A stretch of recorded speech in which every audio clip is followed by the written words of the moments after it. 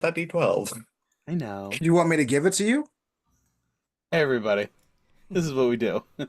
We argue about little bits and pieces. Welcome, everyone, back to the RPG Storytelling Twitch and YouTube channels and Moonbeam streams for another episode of Trapped in the Mist, a Curse of Strahd story.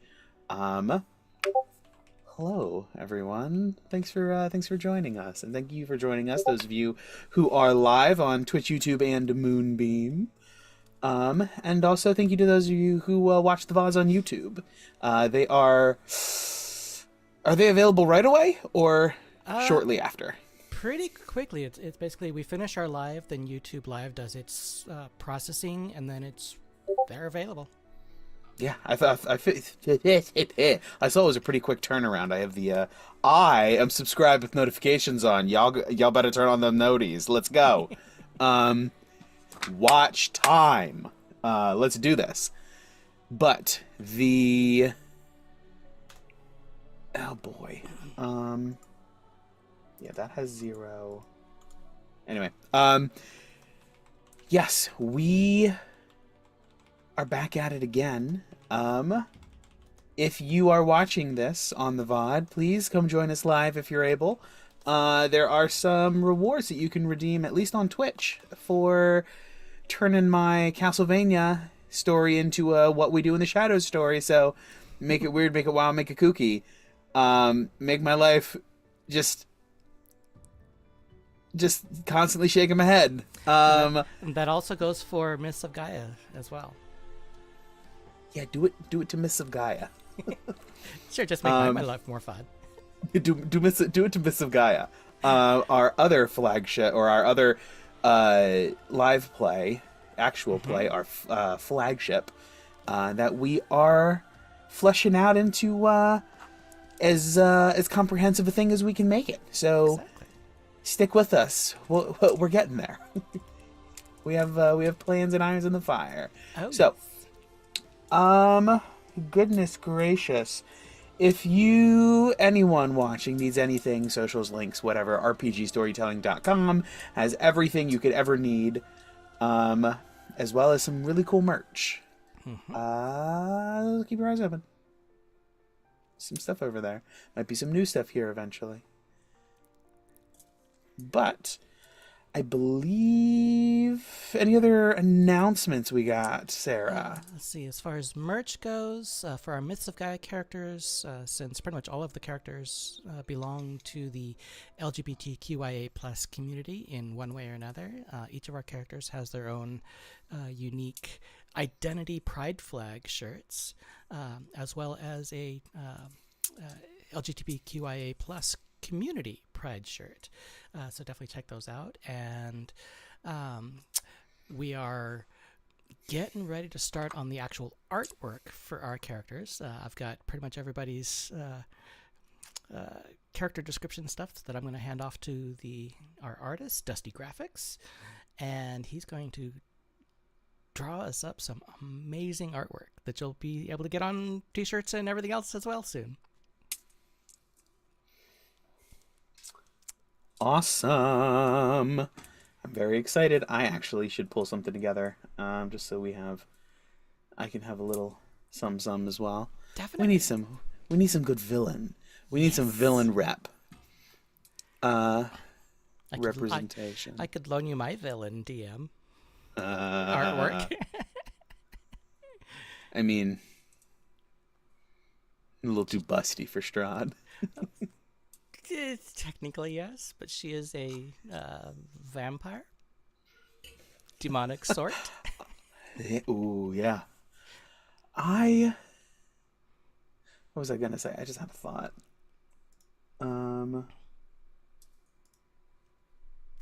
I forget. Whatever. It'll come back to me. Oh, she. It was like she's a Strahd, which is a thing now. Like, oh, are you? You're a. What was it? Like is like into the Spider-Verse. Like you're a Spider-Man too. Huh, I'm a Strahd. Exactly. Or a Kang. Yeah, yeah. Yes. Strahd. We've created a multiverse. This is great. Um, so as we jump back in here, ah boy, we feel I know I feel it. I'm sure you feel it too. The tug, the pull, the draw, the command to return to the mists, through the mists, to Barovia, where there is no sun, and whose skies are always overcast by the mists. As it is now, so has it been for decades, centuries passing as each before it. The people here are born, struggling against their oppressors in the dreadful domain. They eke out a little life, and then they die. Some are even unlucky enough to find that they live through another turning of the cycle, when the mists and the shadowy creatures which inhabit them deem it time to wake the Count from his slumber and capture souls from beyond the borders of Barovia to entertain and torture its denizens. And here is where our story continues. Who rolled lowest on story time? I think that was Gawain. I think it was Gawain. Ivor, what did you get? Was it lower than 11? It was a natural 20. It was a natural 12. Oh. Ah! Oh, Which is why I asked Dalton if he wanted to do it. I'll take it. So Go you get it for either it. way. It is a natural 20. So I gotta respect it. You can give it to whoever you want. Gawain, what happened last time for a D12 inspiration? So last session we left off, or we picked up with talking to Mother, the matriarch dryad treant creature, who is in charge of the various druidic barbarians and druids and monks and all of the forces there. We ended up, because we were so wiped out from taking down the dragon, we ended up getting a small blessing from Mother, granting us a semblance of like half a long rest. Basically, just getting us back on our feet, but not getting us back to full.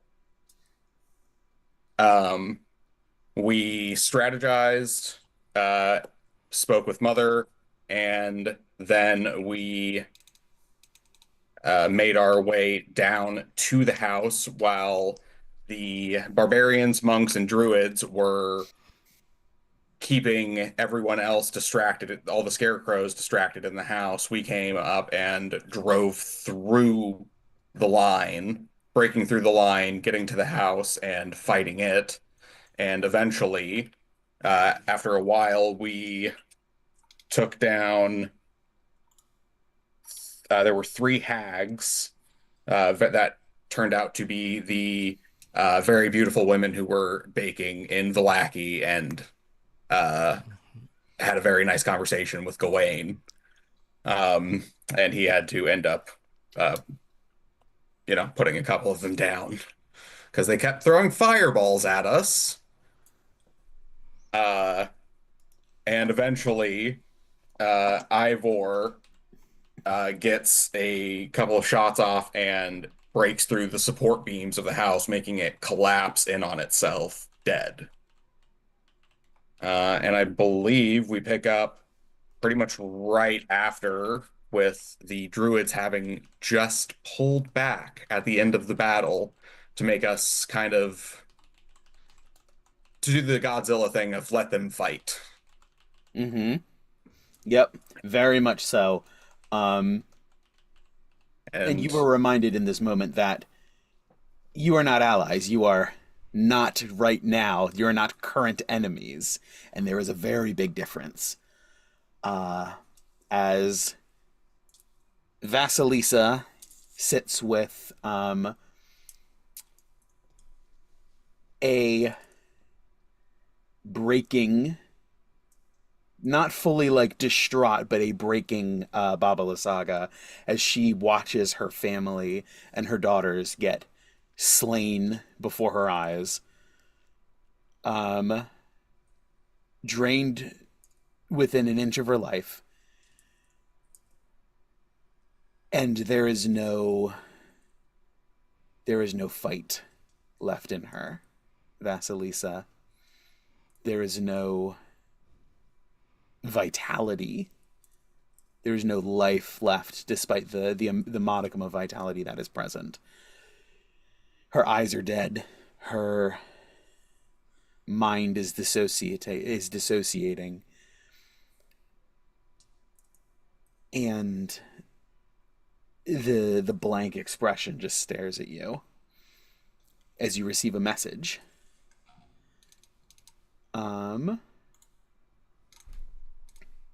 So we're just gonna rehash on camera. A voice you have not heard before, but one that introduces itself. I can sense your power and your person, and I can only hope that you are true to your word, as was your predecessor. I am the mother of this small corner of these lands, and I am interested in securing the safety of my family, ensuring that you leave us in peace after your business is concluded. Perhaps I might deliver these adventurers to you as a show of goodwill.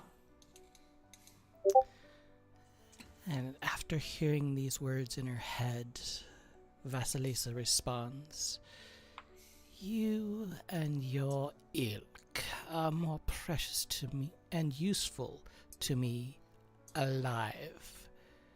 You have my vow that I will not harm you or your people, as long as you remain useful to me."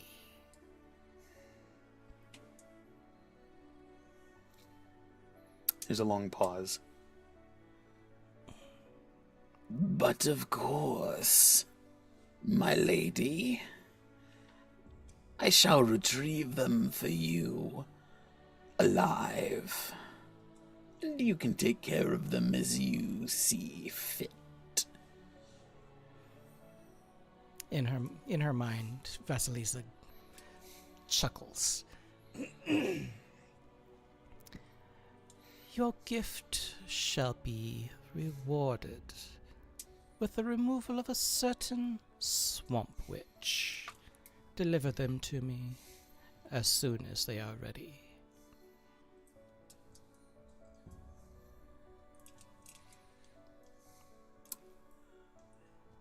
And with a wordless psychic acknowledgement of, like, you see the message turn from delivered to read, we pan back over.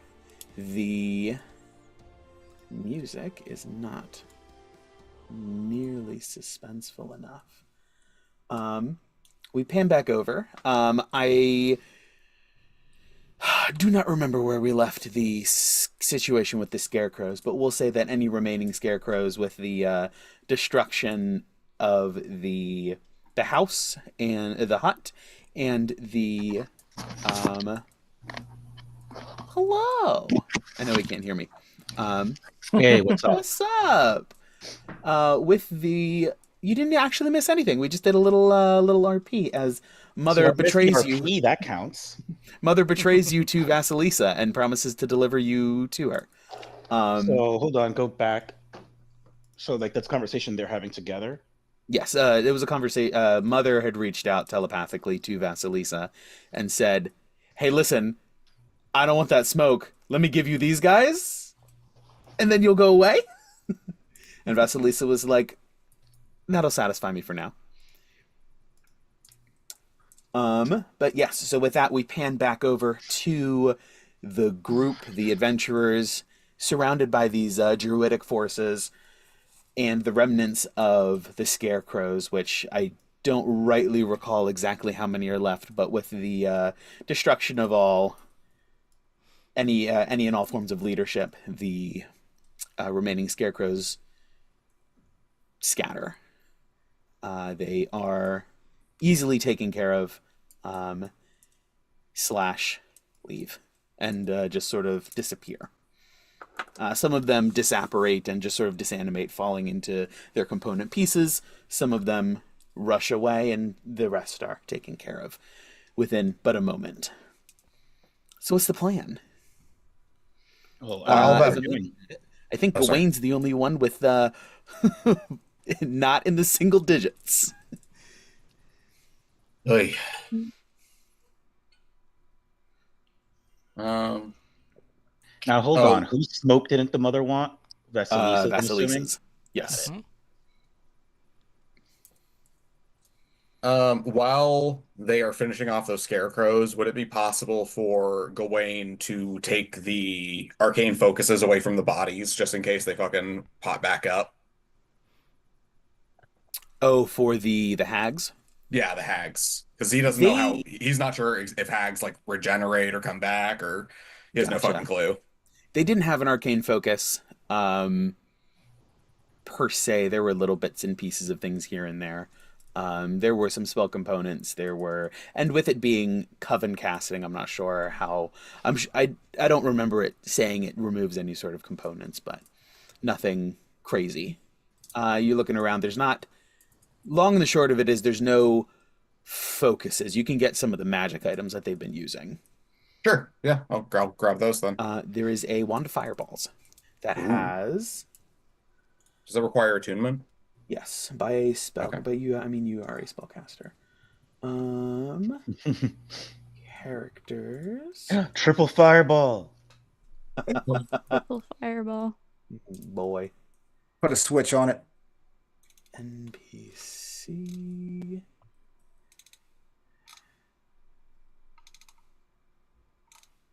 Who am I looking for? Babala Saga. Is Fireball an artificer spell? Because if it is, we could do quadruple eventually. I don't think so. Damn. A wand of fireballs with 3 charges spent. Okay. Out of, is it what, 6 charges? 7. Does it recharge at dawn? Yes. Regains 1d6 plus 1 daily charges at dawn. If you expend the last charge, roll a d20 on a 1, it crumbles to ashes and is destroyed. Okay. Does it use his spell save DC or does it have its own? It has its own. Boo, it's probably low. It's Eh, nothing. Still some wild. free fireballs. True. So yes, you are able to gather the. You get the. The other wand was on Lysaga, but that wand I think I accidentally gave to these hags, and that's fine. Let me see if they have anything else fun. No, nothing. Okay, cool. Didn't happen to have like gold on them or anything. If you wanted to go through and get into the like loot in the house, Oh, then no. that was Yeah, where not yet. you would have to look at that. Gotcha. Yeah, I was about to ask for the house. Yeah, so I mean, if you're climbing up to go through the rubble of the house, you make it up there. Give me an investigation check, Ivor. Depending on how intact the house is, first of all, Caesar's just gonna like walk around and for just one last he's just gonna punch out one of the windows. Just Odds or evens? um I'm an even guy. Ah, 8. There are 2 windows. All right. My baby boy walks around to one side of the house and just Beautiful. punches out one of the windows and uh just a quick check and Ivor releases some of the upper glass and Caesar like sweeps the bottom because glass doesn't mean anything to him. So he just waves his hand around, gets the glass out of the way. And Ivor is going to go in and before it completely collapses, do a quick well, not a quick one. Uh, do I have to do a quick one? You are unaware of any time frame, so you're going for it. You're giving it a sweep. This is Oh, a this is a battlefield of victory. all right. Let's give a nice old. No, I'll use Steven's dice because they're usually nice to me.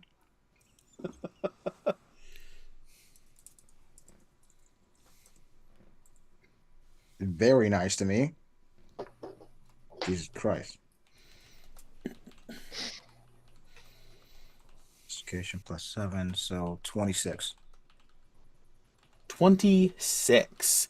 You find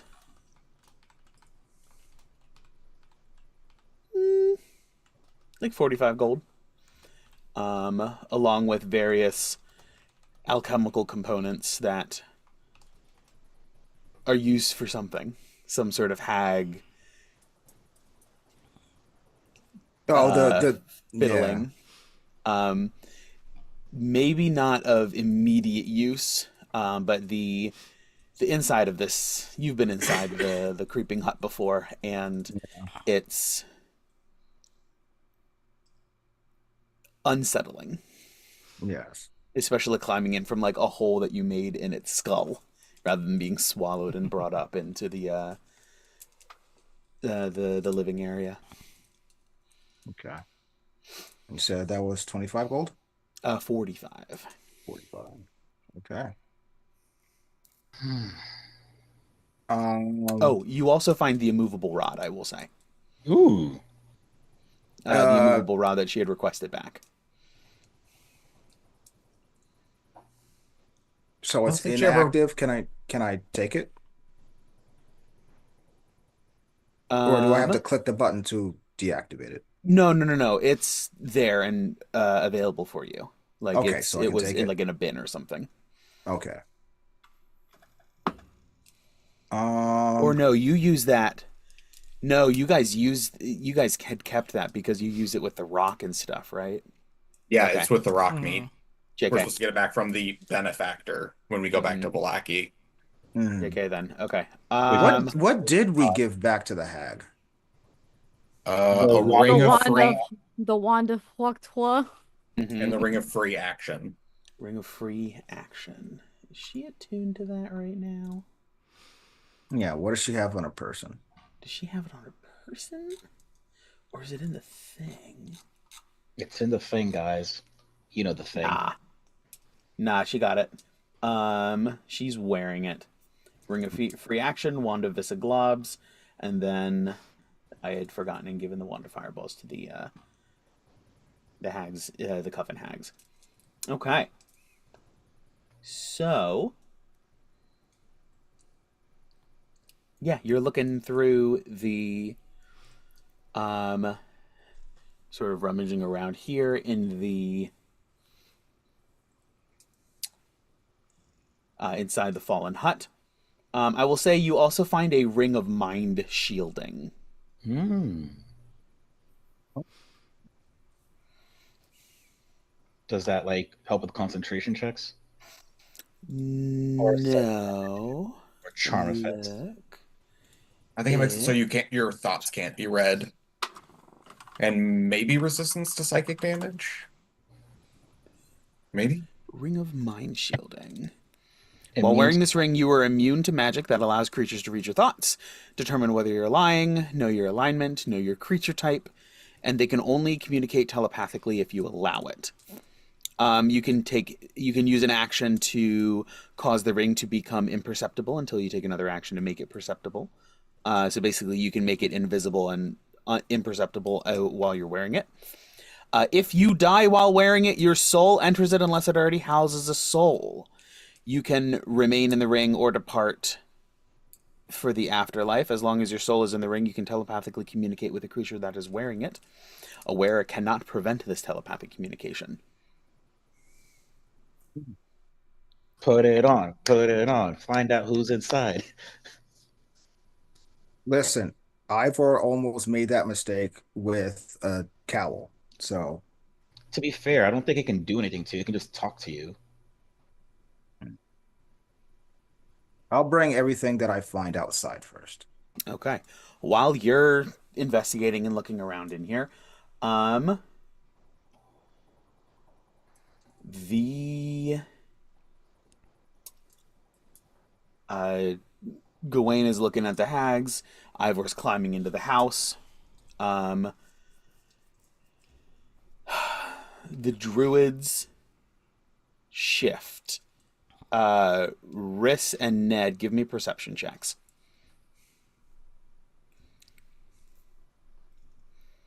Nat 20? Woo. 12. 12.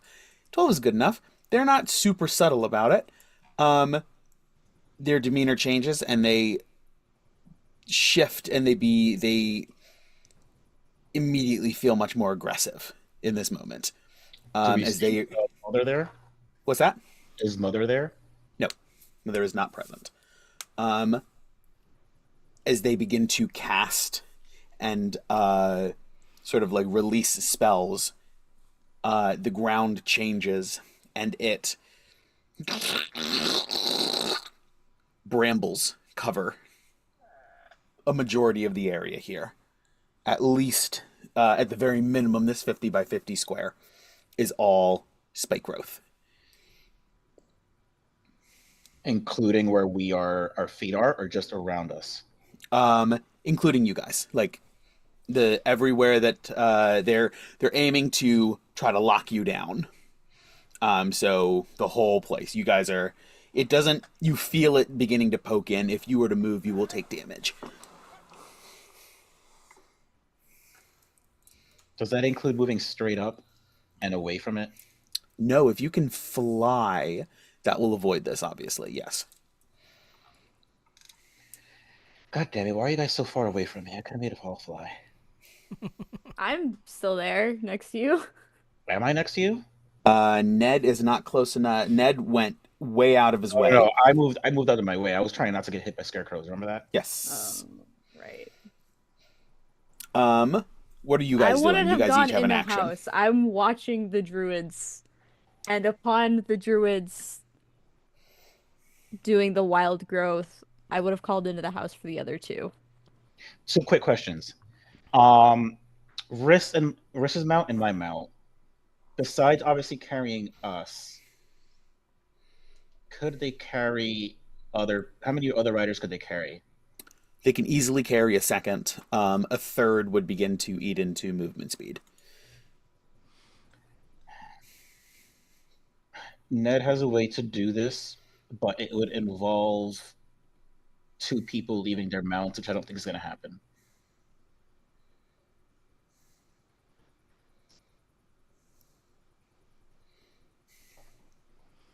It would also involve 2 turns.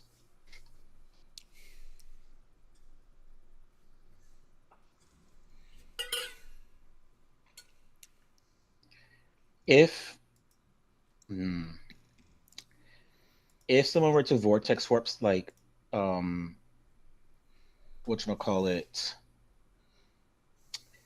if someone were to vortex warp someone, would their mount go along with it? No. No, the only spells that affect both the person and the mount are self spells.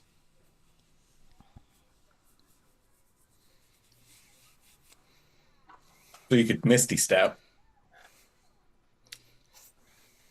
Correct. I would need all of us to be in the same, within touch distance of each other. And I will shout that. If we can all get within touch distance of each other, I can get us out of this. That way, this isn't. We're not meta having this conversation. Mm-hmm. How damaged is my wolf? One moment. Also, they have pills, so they could have chomped down on one. Wait, I don't technically I have can't. pills. I Are would. you We would still have to leave one mount behind for me to do what I want to do.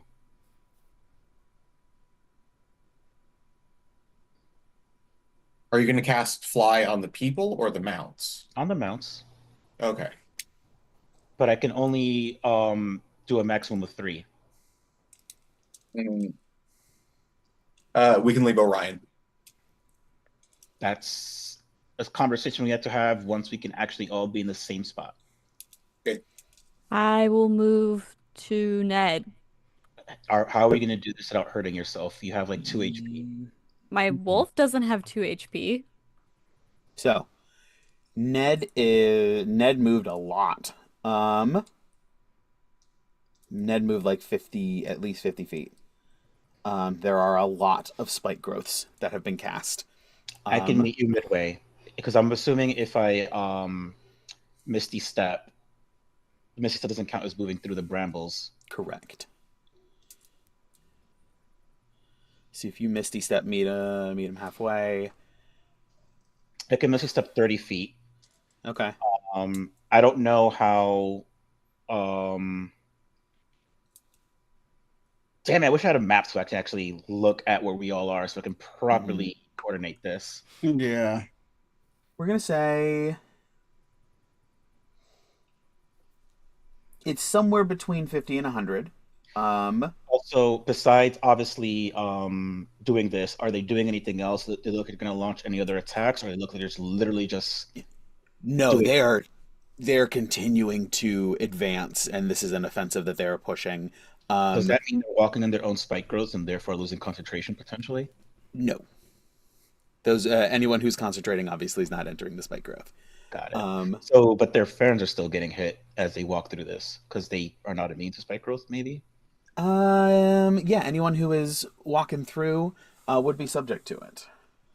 So that makes Doesn't it also this- create difficult terrain? That it does. So they're also moving at half speed. That is correct.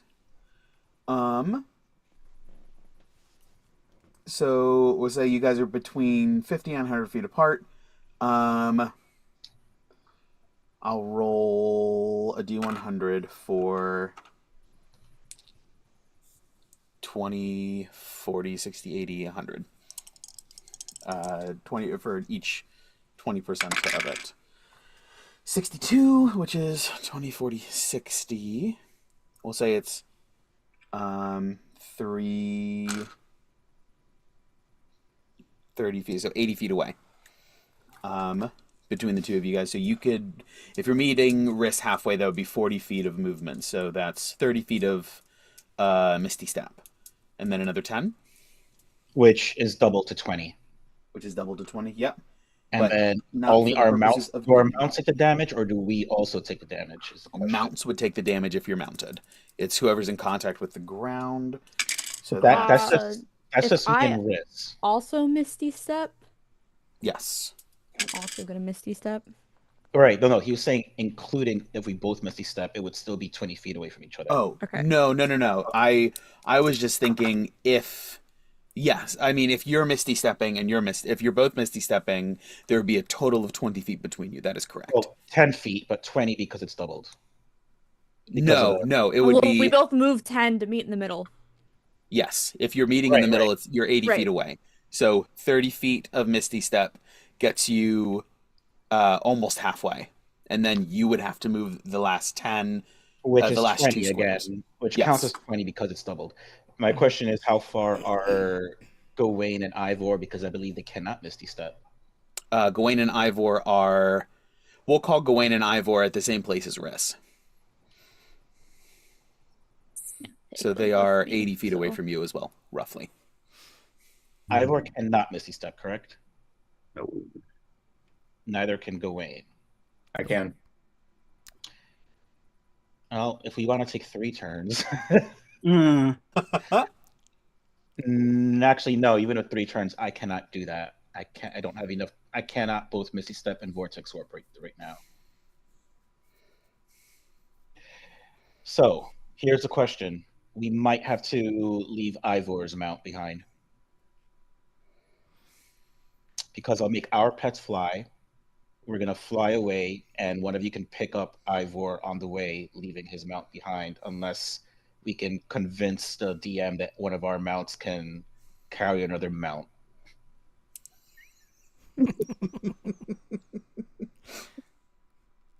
Um, I mean, I could technically vortex warp Gawain to you. That doesn't change anything. Yeah, Yeah, that that doesn't. doesn't. Yeah, that doesn't help. Because I have to worry about Matar and Caesar fuck. and Well, no, myself. because that's easy enough because somebody can take you, somebody can take Caesar. It's if Stephen will let the other person take Matar. Yeah. If I used magnified density on Orion, would that work? Would he be like strong enough to carry him? That or can't magnify density also make something lighter. It can. So you can also make Matar light enough that one of our mounts can pick it up on its paws as we're flying away. My I little would zebra, my little zebra. in the uh given the proper circumstance, I would say Orion could probably carry a mount in his claws. Is it the circumstance he said, the circumstance I said, or either because both make sense depending on how funny and dumb you want to be? I mean, Um, a lion carrying a zebra would be kind of funny. And they probably attempt that all the time in real life, but right. not in this way. Not flying, but yes. Either I would be fine with either. We would just have to be mindful of how much. Actually, no, I would be fine with either. Whichever way, because it's either stronger and can carry more people, or lighter and so it's less of a load. So it comes out in a wash. With that being said, first thing I'll do is say, um, Gawain, wrists, and I'll point like to the section you mentioned that's like 80 feet between us. Let's meet. Let's teleport and walk and meet right there. And I'll whatever point there. I'm gonna do a few things. So before I do my Misty Step, I'm gonna use a free action to turn a level 1 spell slot into a sorcery point. Cause I fucking need it. Then I will Misty Step the 30 feet and then have Ares use 20 feet of movement to move the next 10 feet that I need to the spot that I pointed to. That is 12 points of, I think, what, slashing Correct. damage. It is a That's- damage type that I don't resist regardless. Yeah. To There it is. Ares. Yes. So I am there. Will Canis also take that damage? We'll roll for him. Yeah, it's individual rolls all the time. Did you need another healing pill for Canis? Yeah. I can mark it off. Okay, I'll do that. That's fine. It'll help take the edge off. A little bit. Stop edging.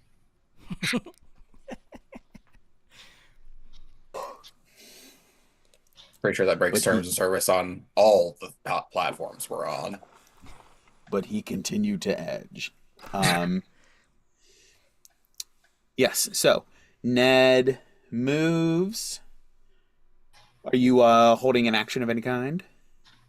I suppose I can actually hold my action to cast a spell I'm going to cast, so that as soon as my compatriots are... Oh, wait, no, I can't, because I already cast a spell. So, That's right. the only action I will... Do you allow actions to use potions? Um, You know what? Fuck it. I don't want that. I'm going to just use Okay. my action to...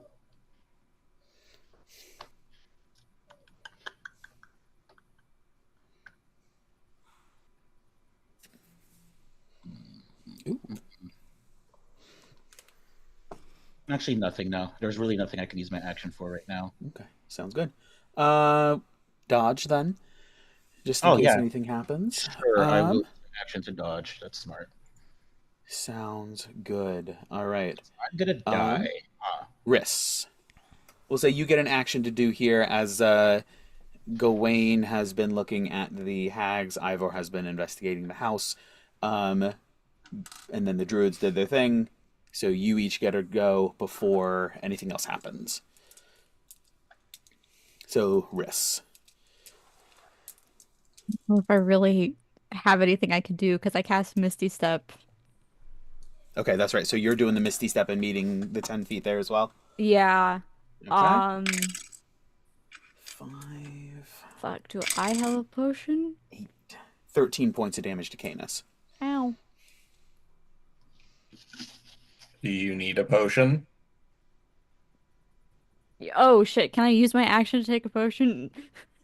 Yeah, I'm not worried about that. That's fine. Okay, cool, cool. I will down myself healing potion. I have one on my sheet, but if you want to mark it off, Fine, go I'll, in. I'll do it too. Okay. I'll mark it off. I'm just gonna use my action for it. No, You it's said the 13? 13 points of damage, yes. I'm just jumping all over the place on my character sheet. I feel like a potion isn't going to heal me enough to make a difference, and dodge might be better. I don't know. That sucked. Okay. I am no longer single digit though. That'll do it. All right. Okay, so you guys approach, and then I guess that brings us back Gawain and Ivor. As you guys realize what's going on, they shout out to you. The druids are doing their thing and casting spells and advancing. I'm going to just yell to Ivor. Hold your fire. I don't want to make more enemies than we have to.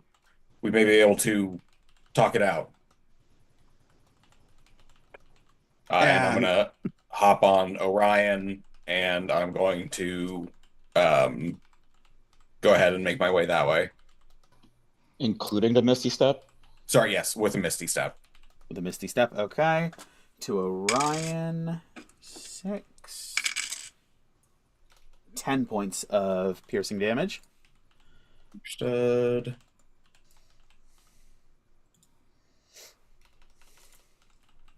Okay. All right. Ivor. okay.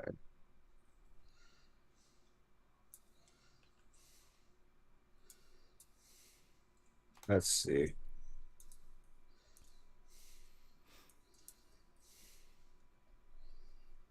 Since I'm still inside the house, correct? Yes. You are at the broken window, we'll say, and you hear everything going on. Is the inside of the house spike growth too, or just like outside of it, like a No, lawn? just outside. You should come out of the house and say, "Get off my lawn." You are an old man. Uh, he's like 36. He's You're fine. 1736. Well, that is also true. Yeah. He's chronologically old, but not like biologically. Exactly. If they were to really- carbon date you, they'd be like, holy shit. That's some old ass carbon. It's like the first episode of like Scooby-Doo, or first season, I should say. What you If doing? any- um,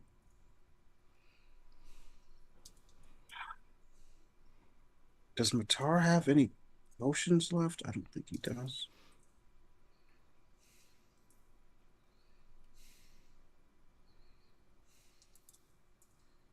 I forgot to check.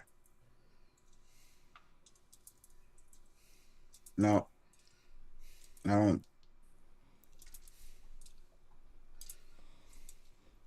I'll get back to No. that. If you need to, you can he just grab one of the ones from Gawain? Yeah, Like how we've been doing potions the other way. All right, cool. Oh, Yep, I just will mark it off. So yeah, you uh, can go ahead and roll 2d4 plus 2 for Matar. two, uh, oh, starting off nice. Yeah, 6, 4, 10. Nice. All right, 10 back to Matar. So you Yeah. climb out, you mount up. With Caesar? Question mark. Um, Caesar's pretty good. He was already at the window. Mm-hmm. Is he coming with you on Matar? Um, if you'll allow it, Yeah, I don't two know if riders that is was fine. in. Yeah, I don't know if that was in Nedro's plan though. Wait, what's? I don't even know. Well, you don't know Nedro's plan, Yeah, so that's Yeah, you true. don't. Let's. We can't meta this as that much. yeah. So then you are what from there headed back to the group as well, or did you have something else in mind?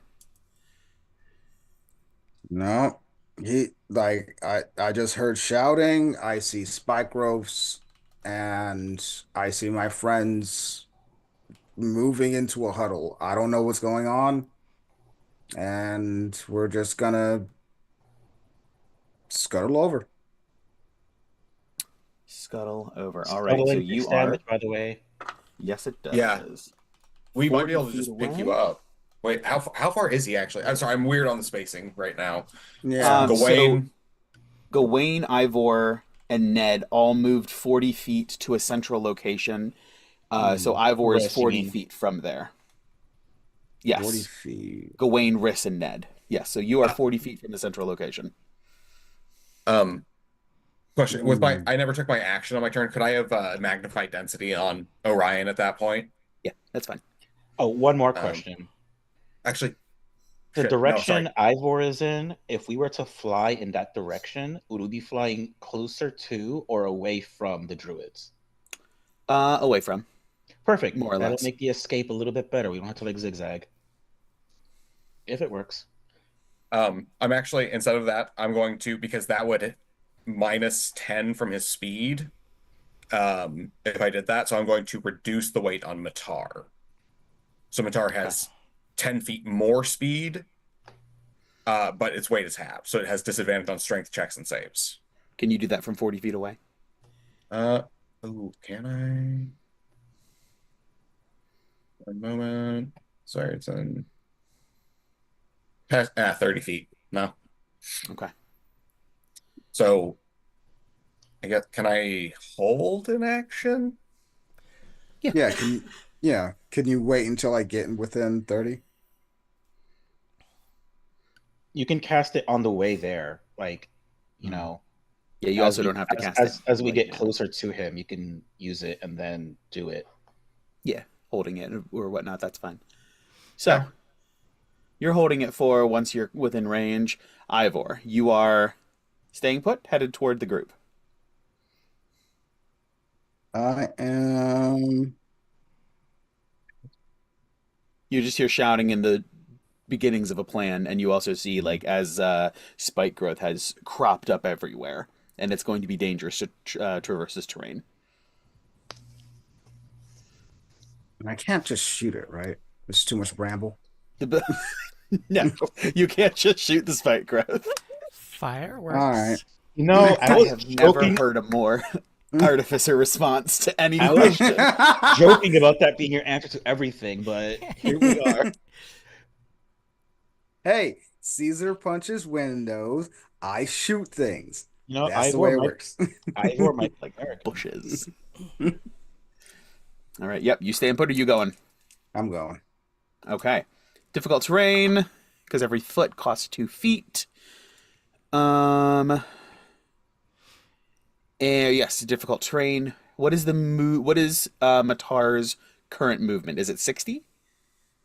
70. Oh, it It's says 60. 60. It says 60 60. standard. Yeah. Yeah, but he gets a 10-foot bonus from Gawain's thing. Which you Oh, haven't yeah. been able to do yet. Oh, that's right. Sorry. Although, Yeah. when you come into range, you will get hit, and so he'll have more movement. Okay, so you are 40 feet away, which means um 8 squares.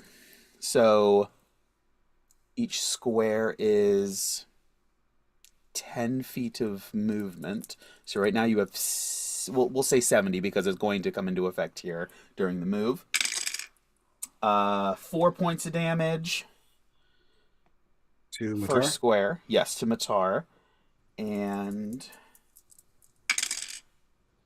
okay, so it's, hold on, let me, So this will be 7 instances of damage. 5, yes.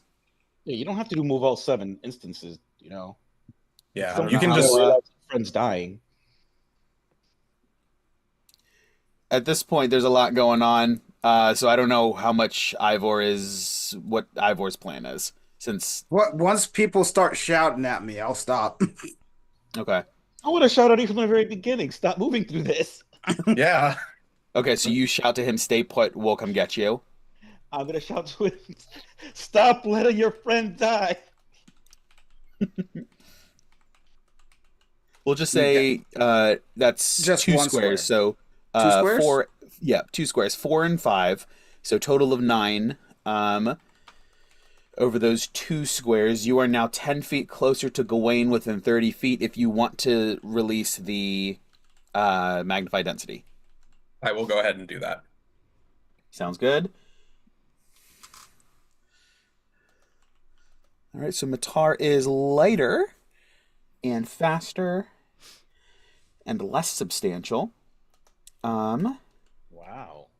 As Ivor is now 10 feet closer. At this point, Oh, can I also cast second? Wait, Oh, Second cast a wind. spell you do still have your full action. That's right.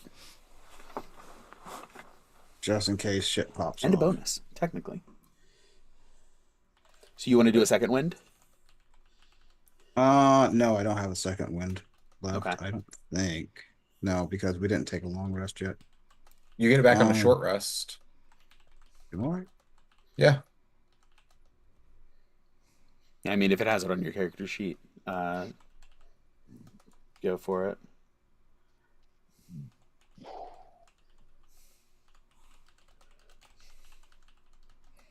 I'll just second level cure wounds. Okay. Got it. 24.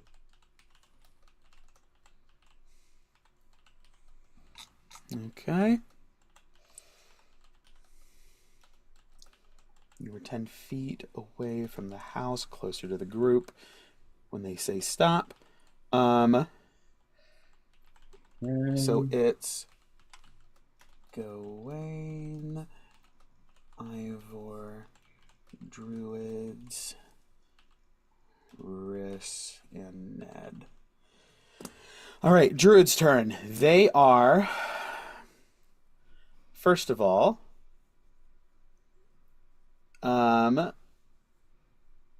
are going to some others that have not cast Spike Growth are going to cast Darkness on the 3. The group of 3, Gawain, Riss, Ned. You guys are captured in darkness. Fuck that, bitches. And Why? Ivor, It's full magic. you're the only one who can still see. You see 4 more of the non-spike growth druids sort of turn into and just sort of like stretch out, and no, we're not going to say the druids, we're going to say some of the monks and barbarians. They sort of like are charging, and Some of them, most of them remain their humanoid forms. Some of them, however, shift and grow, and the bark spreads, and they stretch out, and they grow, and they turn into lumbering slash skittering through the spike growth, four needle lords, which you know very well from previous encounters. They rush in, and three of them into the sphere of darkness. One of them comes at you and is going to... Let me pull up the monsters. They come at you as an Ivor? Yes, one of them comes at Ivor. How likely do we think it is that these Needle Lords can see through magical darkness? Very unlikely. That's what I thought. That being said, the spell I want to cast, first of all, I know exactly where you guys are because we saw each other. And second of all, does not need line of sight. So as long as we don't die, which is very likely for me, we have a chance. Okay, they should be at disadvantage, right? Raking vines. Let's do this. Toward you, Ivor. The first one is a natural 1, which misses. Yeah. The second one is a dirty 20. That'll hit. All right, so you take 11 points of piercing damage as this thorned vine just sort of whips and grabs you.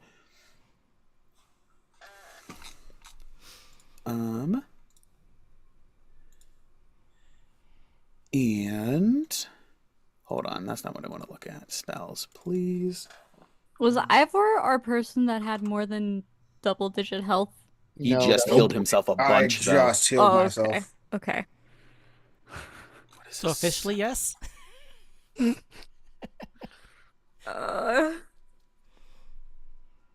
we have a backup plan? Well, while the DM is doing that, do we have any? This plan was thrown together in Nedro's head in the first 5 seconds. The backup plan could be thought up by the 3 other people in the party, please. And it reels you back to it. I'm yoinked off my zebra? Okay. You yoinked off your zebra and grated across the ground. Ah! 5. 4 is 9. 5 is 14. And 3 is 17. And 8 is 25. And 7 is 32. As you're just raked across the spike growth back into the clutches of this Needle Lord. 32 he's points of like- damage across the ground. 32? Yep, 32. Have you already taken down the 11 from the actual Raking Vine attack? Yeah, I took off the attack and then he like grabs me, drags me, and then like back up to it. Yep, so you're 30 feet away from Matar and Cesar. Is Ivor still up? Yeah, I don't know. So what this looks like is these things transform. One runs up to Ivor, yoinks him off Matar, squeezing him. He yells out in pain, still conscious, and then gets dragged across the thorns, and then yoinked up, and Ivor slumps over, unresponsive. Ivor's down. What is the radius? Down but not dead. If you give me 2 turns. 60 feet, 15-foot radius. No, So wait, hold on. these... Needle Lords don't step into the darkness. They just they step up to the edge of the 30-foot sphere. Um, and Oh, never mind. I can't do shit. Sorry. we got each of them going after one of you inside. I have disadvantage because I don't think they have magical You guys are darkness. blinded, correct? They can't see us. They can't see you, uh, except that they have blind sight, 30 feet of it. Does my dodge action still count? Your dodge action does still count because you didn't drink a potion. So you guys are blinded, which means they have advantage, which is flattened out for Ned, but Riss and Gawain, they're both still at advantage. That's so All right, we got blind sight? Gawain first, then Riss, and then Ned. Okay. Gawain first. We have this. We got the 12, which will miss. And then a natural 20. For a total of I can't do anything about that. I can't see. 8 plus Let me double check that. 7 is 15 points of piercing damage. Okay. Which one did you pick? Or what were your two damage types? I thought it wasn't supernova You anymore. weren't supernova. That's right. Never mind. I forgot that was off. Yeah. So 15, and you're scraped 15 feet. 3 plus 6 is 9. Plus 5 is 14. For a total of 29 points of damage altogether from those hits and pulls.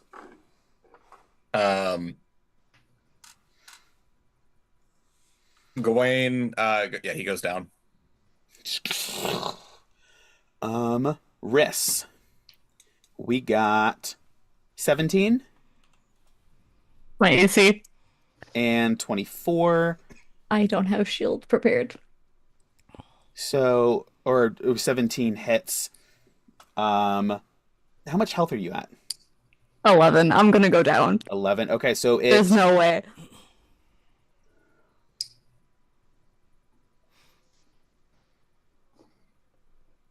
okay. So the first hit does 11 damage. Well, Okay, great. Well, and then you're scraped 15 feet, 3 squares. Failed save, failed save, failed save. Cool. Wait, isn't don't they only die if they take damage below? I don't know. No. It's the What you're thinking of is the negative max for the In auto one kill. But hit, this yeah. is 3 more instances of damage, which are each in themselves a failed death save rather than doing damage. You just love killing risks. I do. I do totally have the specifically. option to not do that. Great. And then Hold up. Which is hilarious. Very quickly. I need to set some story standpoints. When Mother promised Vasalisa she'll bring us, was it not alive, or at least assumed to be alive? And it was alive. Would she not communicate this to her druids, who wouldn't be dumb enough to defy her, and therefore see, hey, I'm dragging this person, they're gonna die. Let me stop before they actually die, so that I can actually fulfill this promise, this task the way I'm supposed to. And aren't they super loyal to her, so they would actually follow it to a T, because that's in fact their mother, and they do not defy her. Therefore, there's no reason other than you wanting to be sadistic that Riss should die right now. I am going to leave it as it stands. We'll fix this, because I think that this is a much more interesting story of like, how could you let them die situation. I will let you know. I hope you don't do that to Ned, because I've officially, and I told you this, I'm not allowing him to die again and come back. Okay. Unless you want to deal with that storyline. which would involve me just creating somebody new entirely. So I just hope we don't. Okay. 14 to hit. That is a miss for me. Miss, and then the second one is a 23. Which even with shield will hit. Okay, 12 points of damage. I'm down. Okay. So, because this is going to run into the same situation, and I don't I'm telling know you, that I want It to. makes no story sense for you to kill Risk either. It doesn't. You're just doing right. it to be a dick, and I will always call. I'm not doing it to be a dick. I didn't think about it. I didn't think about the implications of it. And these guys definitely have resurrection magic available to them. But since you have stipulations, and to make it fair across the board, your justification for why they would be much more careful does make sense and does hold water. So, Yeah. If I never went into the medical field, I could have really gone and become a lawyer. yeah. Yeah. So, as Riss drops, the Needle Lord steps in to the darkness and picks up your form, while at the same time the other Needle Lord hits Ned and then steps in and picks up your frame as well. Gawain, Riss, Ivor, and Ned, the Needle Lord druids who have collected you for, all sort of like breathe some spores, and you stabilize as they effectively cast Spare the Dying. Because as we've established, we need you alive.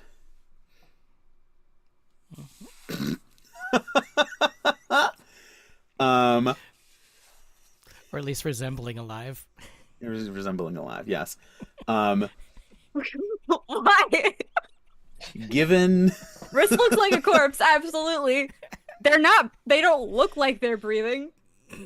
I really hope the druids kind of freak out about because they consciously appear. Can you roll for that? But when they're unconscious, that's a corpse. There's very little anything denoting that's not a corpse. Yep. Between their slow heartbeat and their pallid skin, someone's gonna panic cure wounds, and then you're gonna come to consciousness, and then they're gonna just bash you back down. So I don't know if this is that's definitely what's gonna happen. Oh, okay, they're good. Isn't there a spell for that? Feeble Feign death. Yeah. Yep. Mm-hmm. But Thank you. Risk always has that when they're sleeping or sleeping. Exactly. Yeah. Well, not when they're sleeping. They're still conscious when they're asleep Right, well, because they sleeping in just quotations. trance. Yeah. Mm. So they're still fully aware of what's going on. Mm-hmm. That's the sentry's rest for robots. Warforged, thank you. I was it jumped out of my brain. It's you're so fully conscious, you'd have to interrupt your long rest to do anything about anything that's happening, but DM lets Cesar do the same thing.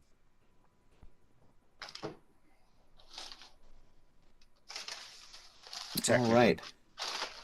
So 1 HP. you all eventually, yes, will stabilize at 1 HP and return to consciousness. I'm assuming we just wake up somewhere. What's that?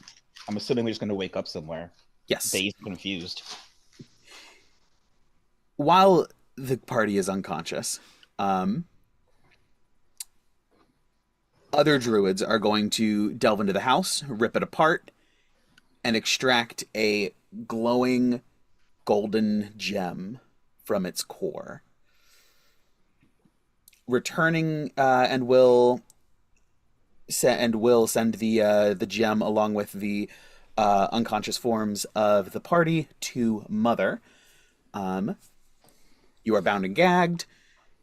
just for safety, and are delivered to Vasalisa. Vasalisa, you and your still dissociated Baba Lysaga stand there in the grove as a contingent of druids approach with a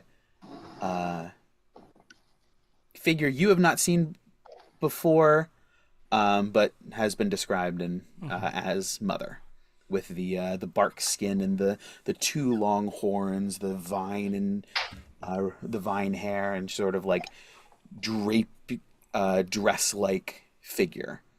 As she approaches, she has a one gem in her forehead, one gem in her chest, and as she sort of moves around and you get different angles, you see the third gem sprouting from the along the back of her neck, just above the shoulder blades.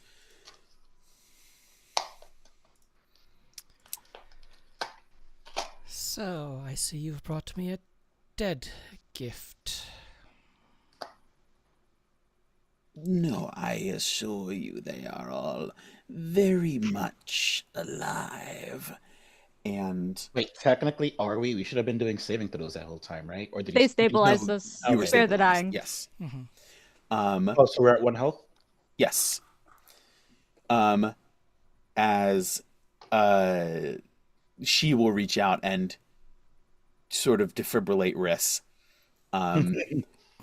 for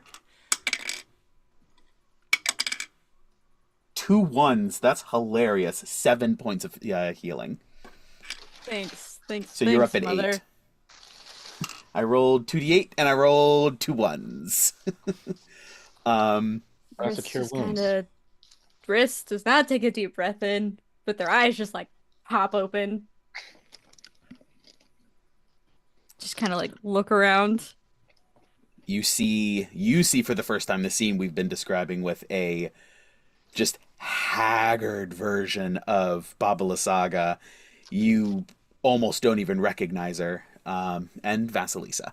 Is the rest of the party awake? No. I'm just gonna stay still and silent. Maybe they'll let me stay awake. The other of their companions are demonstratively alive.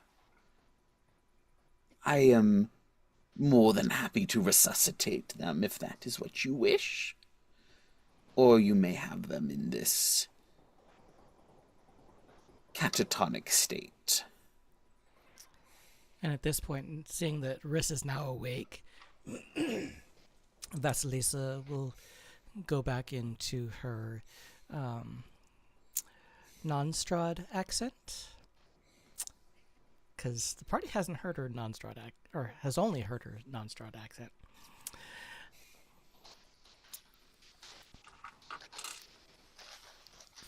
First, sever their bonds, resuscitate them, and then you may leave.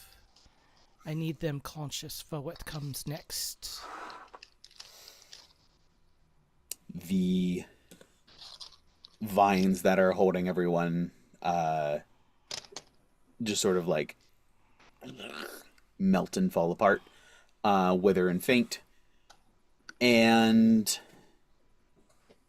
everyone gets hit with a cure wounds. 15 to Ned. Another 15 to Ivor. Nice.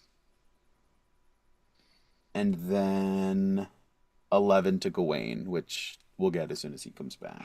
There he is. JK. 11 health to Gawain. Cool. And all 3 of you return to consciousness. No longer bound and gagged, and the same scene that we've been setting: a decrepit-looking Babalasaga, a Vasalisa, and several druids along with Mother, with So 3 gems. first thing Ned will do is look around this area and then look specifically at Riss. What do they look like right now? Riss is conscious, but I don't know what else beyond that. Go for it. Oh, I meant you need to describe that to me. Um, with their bonds being released, they start to like kind of sit up and they're just kind of like looking at you guys as you guys are uh healed and woken up again. And they're just kind of like watching between like Mother and Vasilisa. Okay. It's like it's very obvious that maybe not like fear, but it's very obvious that they don't trust the situation and it's not good. So as Ned gets up, he'll look, see Vasilisa, see Baba Saga, look around, see Gawain and Ivor getting up, but more importantly, look at Riss and see that they're like conscious, be like, oh, thank the gods, getting them back would have been a hassle again, and just collect himself. Risk glares at you.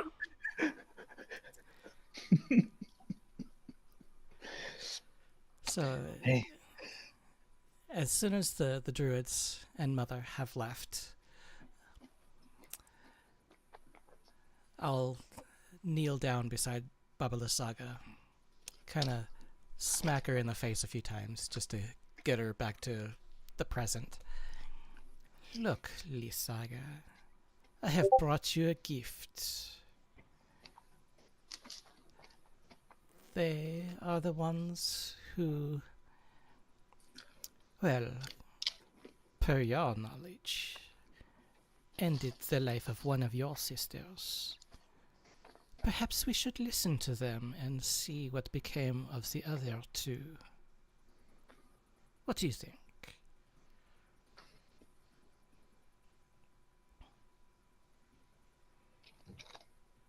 And she like almost falls forward before like just stopping just from like the physics of that motion, and then slowly sits herself back up, very much Theoden, early Theoden, while he's still under Saruman's spell, where there's just like there's nothing in the eyes, and we're getting a lot of crackling from you, Ned. Nothing in the eyes, and just very, very weak of body. And she does look at the party and give a long, lingering glance at each person. So, Sorry, really quick question, Steven. Yes. Do you remember who landed a finishing blow on each person? Was it Gawain each time? Gawain, Riss. That sounds right. Did I? Cool. Oh Yep. shit. Yeah, you got Okay, one. cool. Surprisingly, last not one. Ivor. So, I was focusing on the HUD, I thought. Yeah, he got the house. yep. I did a lot of, well, got scarecrows at the very least. Yes, you did. I did scarecrows and support magic. Leave me alone. And we Hey, you're value very you. good at what you do. It's important. We appreciate you. So I'll look in the party's direction and say, so, my friends, I've given you time to deal with some matters. What was the final outcome of your escapade?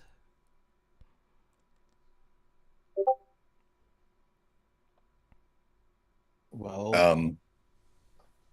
Go ahead. I was gonna be able to give us. Okay.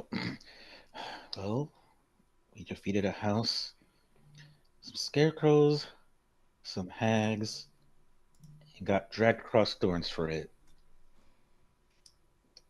Pretty much sums it up. Oh, Such a pity, Lysaga. It looks like your children have perished. And I'll say it with a nice bite of spite in there.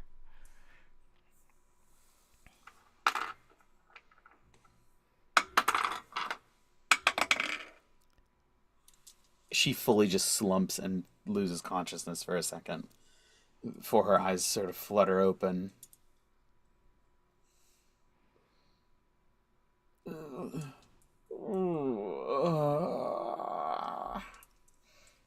She moans softly, unable to form words. Oh, such a pity you are not able to express your emotions in words. Perhaps our wonderful friends here would care to change that, get you to speak on certain matters. If I remember correctly, my darling Rhys, did you not have purpose in speaking?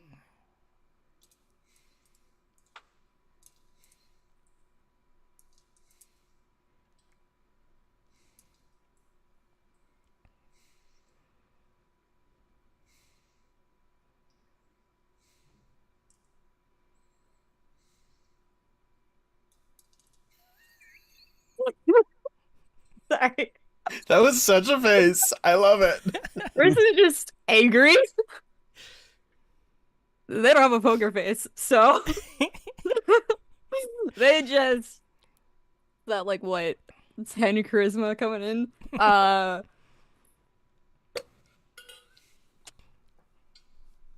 Yeah, at 11.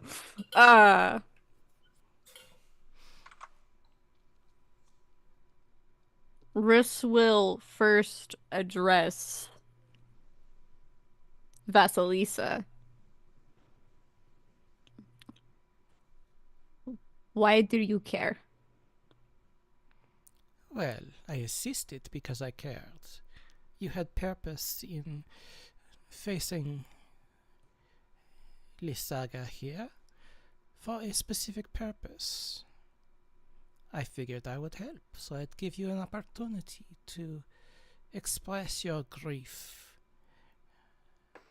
and see if matters can change.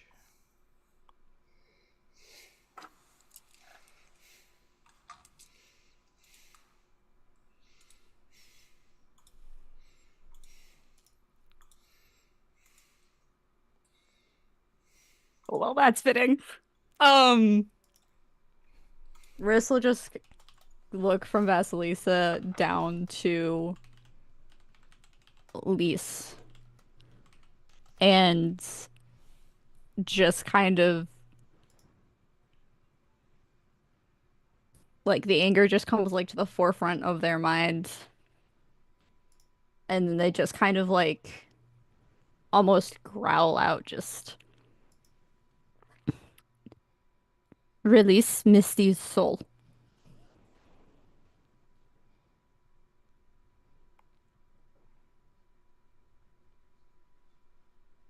She pushes herself up onto an elbow and with some significant effort manages to right herself into a seated position, sort of claws at her shirt before just like like clutching in a fist at a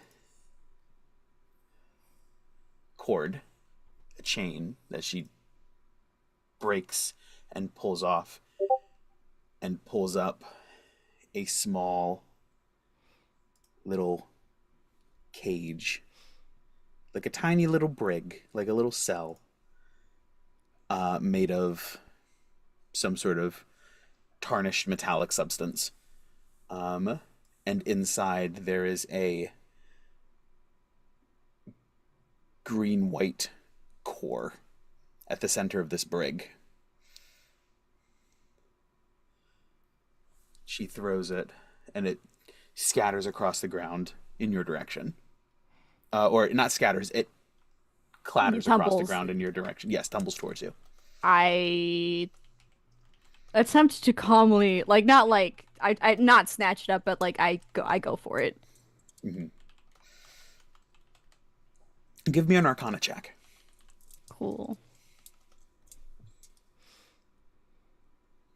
Okay, that's an 18, I think. 18. I rolled a 10. This is the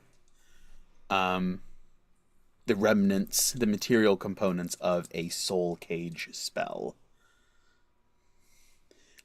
For those of you unfamiliar, this spell snatches the soul of a humanoid as it dies and traps it inside the tiny cage you use for the material component.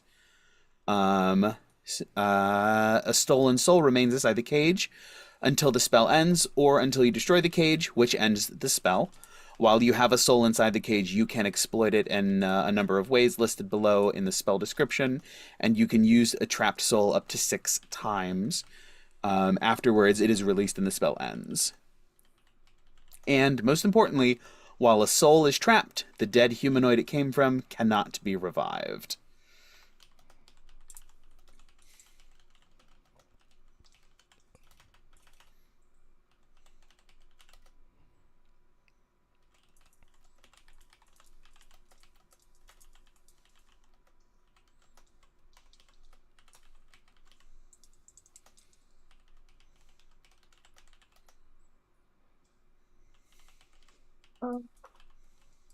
Rish just kind of takes it and holds it to their chest, and then kind of looks back at the party.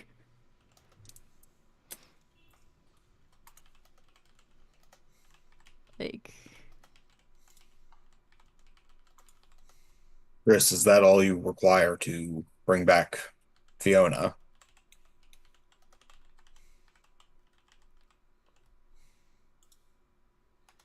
sorry, give me 1 second. If I can do the right thing.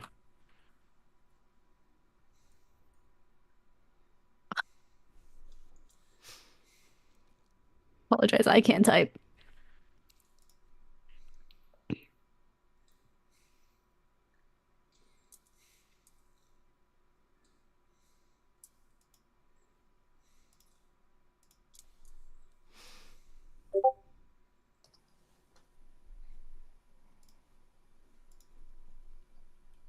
That was so cute. Tentatively, yes.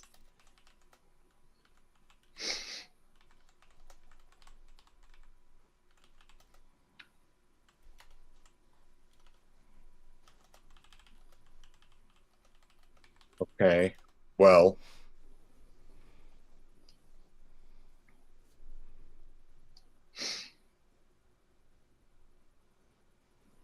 when you say tentatively, what would the outlier be that's making you say tentatively? Are we missing some how ingredient? DM, how much would Riss know about the spell Soul Cage? Like would they be able to do they know it like verbatim? It's a necromancy spell. Honestly, I think they probably would have researched it if it was available. Yeah, you are familiar with it. And what the general effects are. Yes.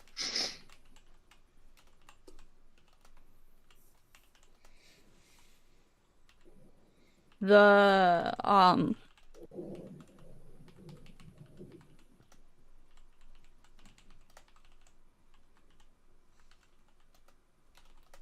this spell is only supposed to last for 6 hours.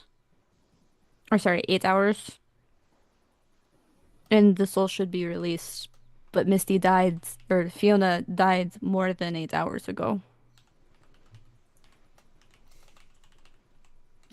I don't know if there is another way to release the soul, but I don't know if I will be able to complete it because I am not the one that cast the spell.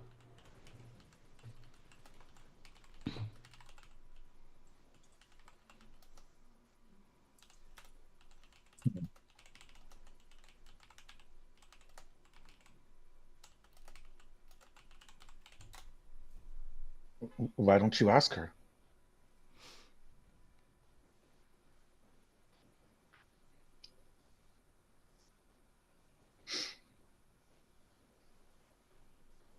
Um, this is I'm almost positive this is not the way that Ned meant it, but this is the way that Riss is gonna attempt it.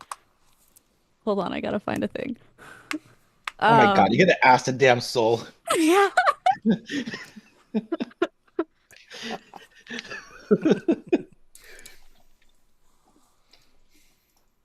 Uh, Riss is gonna absolutely butcher this like Irish word once I find it, but they'll simply where'd it go? Oh no. Talking about Mokri. Yeah, yeah, that's it. I knew it started with like a C. Okay. Bristol just like hold it and basically whisper to it, just be say, Fiona McCree, are you there? And hope for the best. You can't see it because he has his sunglasses on, but Nedro is glaring at you right now.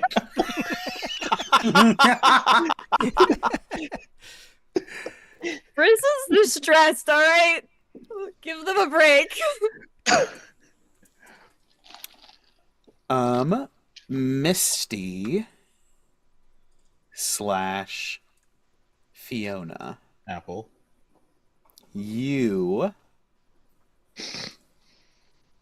feel yourself ripped from the energy in the person who has carried you for so long. And you hit the cold floor. Only for a moment later to be picked up by a wonderfully familiar presence. And you hear telepathically this query from Riss.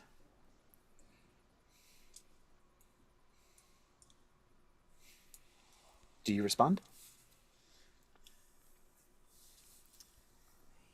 You see Misty's mouth trying to form words. She's not breathing. And as she's forming the words with her mouth, no sound is coming out. Her eyes are glazed over.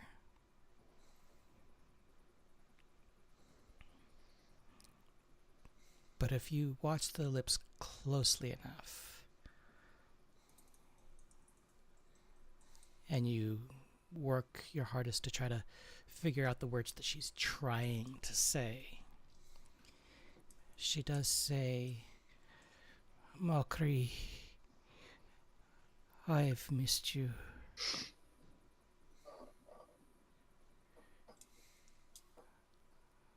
I want to come back. And then her breath is gone.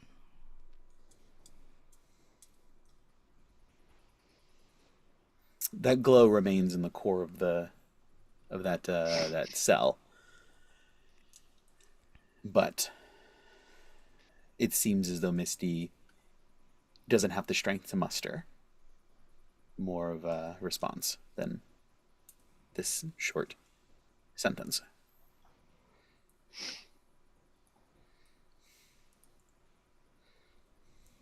Rich just kind of sits there holding it. They don't really respond to anything else for a minute. They're just kind of sitting there.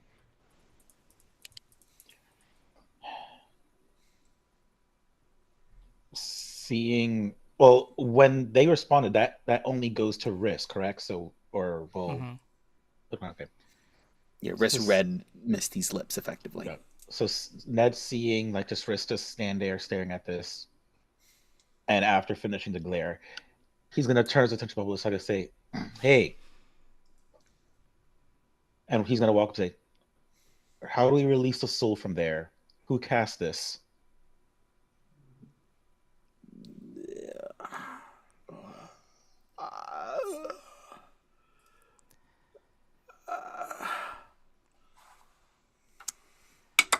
And Vasalisa will chime in. It does not look like Lysaga is able to put words together to form sentences, nor does she have the strength to accomplish anything. But I am very familiar with these kinds of magics, and I do know that sacrificing her in front of the altar inside the Galthias tree should bring back your companion. I'm close enough. I want to insight check that. I would love to insight check that as well, DM. Sure. Chris is not here. It just sounds like trying to get us to do some ritual for you. God damn, I need to get some points in wisdom because I got a 6.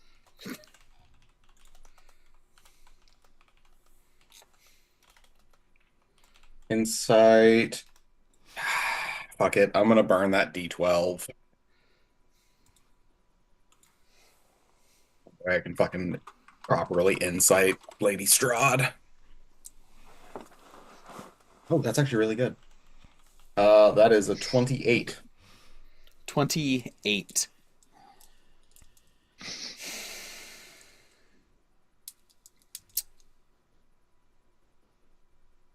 There may be more to this ritual than you know.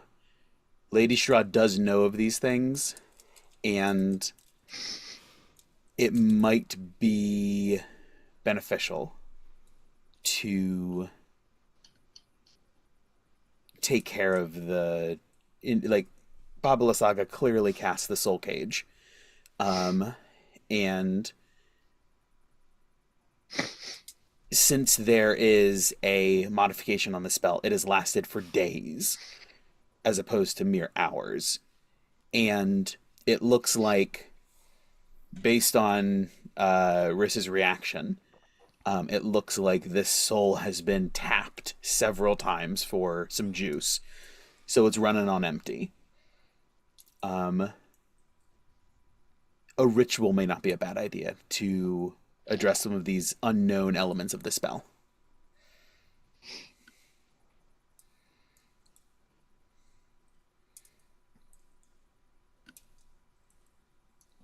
Vasalisa, I do have a question for you, if you would be so kind. Please do ask. Do you gain anything from us sacrificing Lysaga in the Gulthias tree? What would I have to gain? Power. I have all the power that I need. I don't require any more. I only wish to help you and your friends.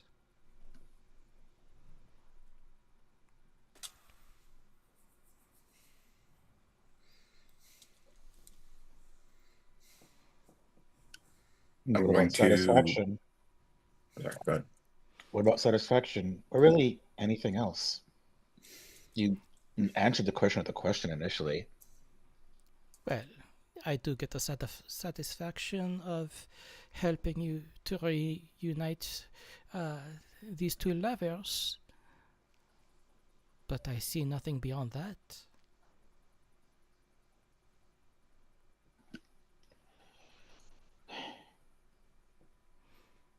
What does sacrifice and her entail? Usually rituals like this aren't a simple kill, right? Well, no. In the interior of the Galthias tree, which she has corrupted, you will find how should I say it? A beating heart. By killing her in front of the heart with the dagger that sits on the altar, you'll end the corruption. And you'll bring back your friend, or at least part of your friend. So upon hearing that and the beating heart, Nedro will have a flashback that obviously people can't see because that's not how flashbacks work, of the beating heart that we saw in the castle. Mm. And therefore, we'll ask a different question.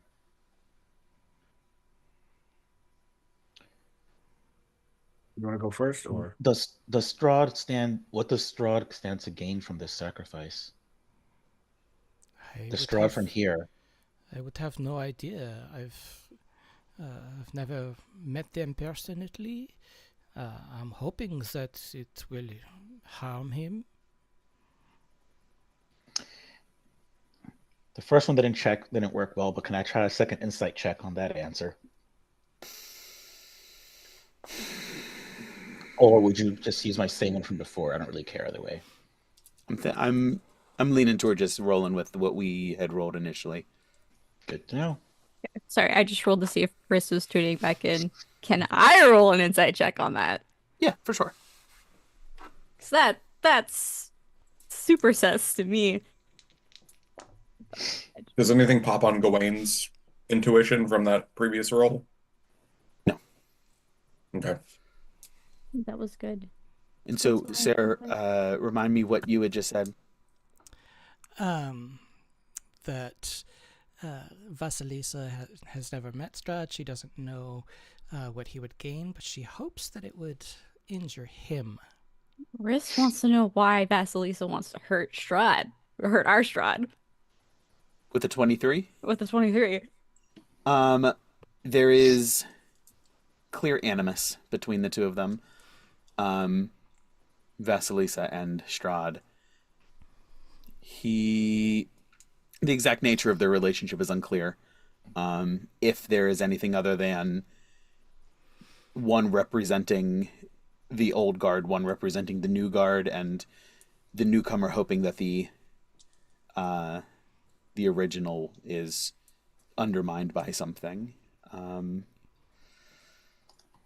But yeah, it's her words do sort of they do ring true. Even just from like a power consolidation point of view, right? Like if her goal is to stay here in this new land, then she's going to want to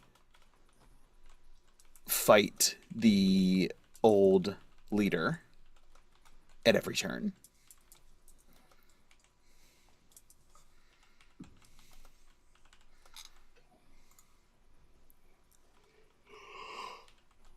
Riss is still wary, but they'll turn to Ned and Gawain and Ivor and say, she speaks truth.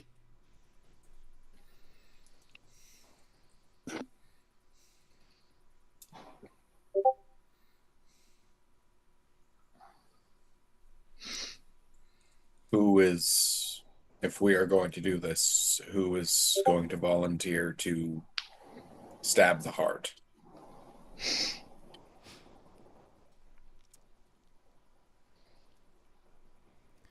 I hurt my stabbing arm out there. I can't do enough. I mean, Riss gets up. are we all not bound anymore? No, correct. You are all free to move. Ivor cracks his neck and takes the dagger off of his rifle.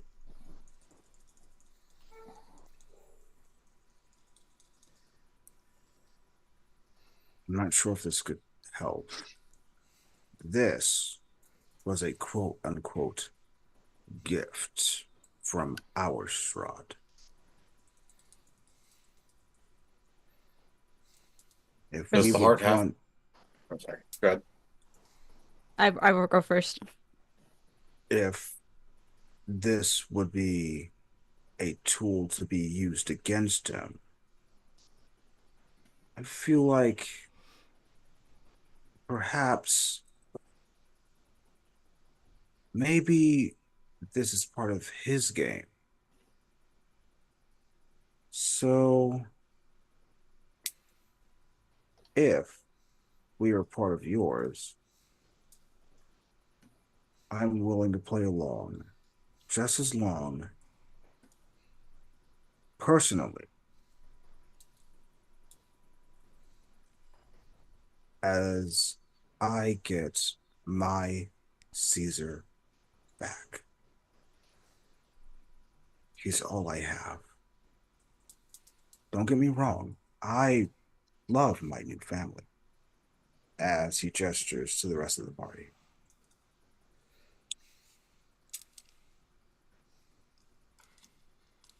But if this little dagger can do anything,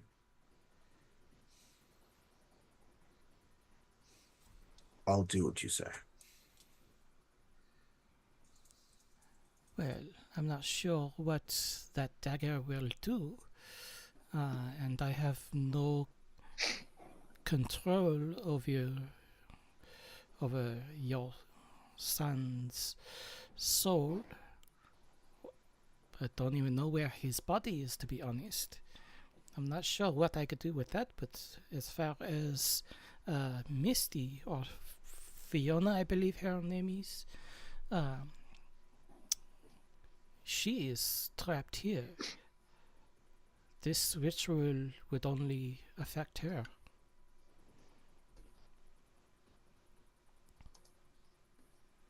I'll do it.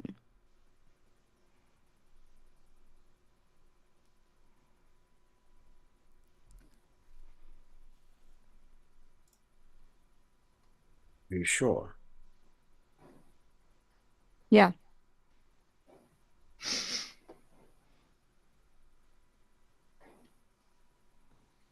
But And there's like a probably something that the party has never seen before, but there's just like a quiet fury burning in Rissa's eyes as they like look between Lysaga and Vasalisa. And then they'll address Vasalisa again. I'll do it. Well, feel free. I will drag this worthless corpse, or soon-to-be corpse, into the interior of the tree. But as you all enter, please do be careful. The walls are a little thirsty. Will performing this ritual put us in danger? I don't see how. You're killing, you're not being killed. Just like I said, the walls are a little thirsty. Understood. I think I'm just still in the mindset that any dealings with hags in general tend to have a price associated with them. I figured sacrificing one would as well.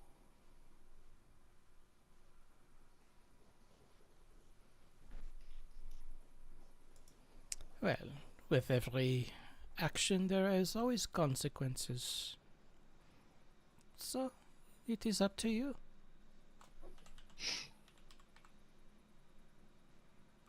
one quick moment. Riss,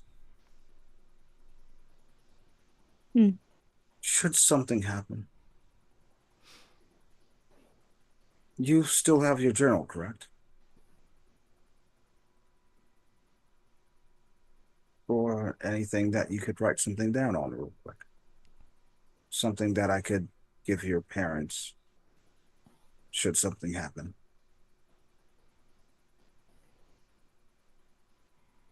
I wouldn't want Riss will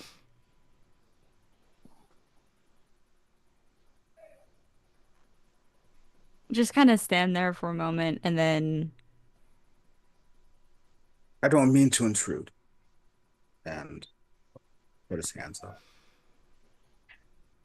Riss will just stand there and then kind of like slowly shake their head and say,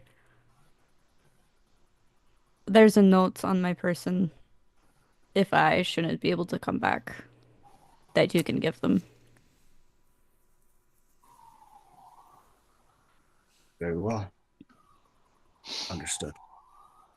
My apologies.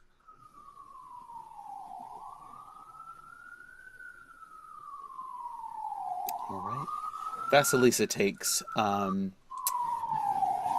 the all but corpse of Lasaga and drags her in through this what almost looks like a wound in the tree. Um, and you see that like they're little bony, toothy projections that scrape at Vasilisa and Lasaga as they push through. Just sort of like thin little lines of blood. Um, and just sort of like push their way through. One by one, each of you guys follow, and it is a claustrophobic experience as these. It almost feels like brambles just scraping across you, drawing blood, and then the walls themselves, the wood is not fibrous and strong. It is porous and slick and soft, and it has an almost flesh-like quality. And as it pushes across the wounds that its little spines create, it almost feels like it's lapping the blood that trickles from your form. Eventually, you guys push through and into, we'll say, just for fun, this Yay, new map. is the tree you guys found yourselves in front of. And the tree that you push into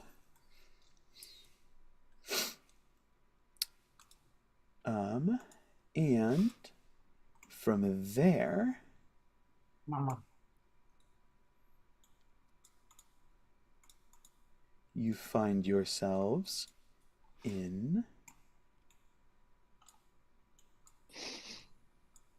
inside the tree. I don't like it. Thanks, I hate it. Oh, look, the knife's right here. Yep. Mm-hmm. There is And a sacrificial bull.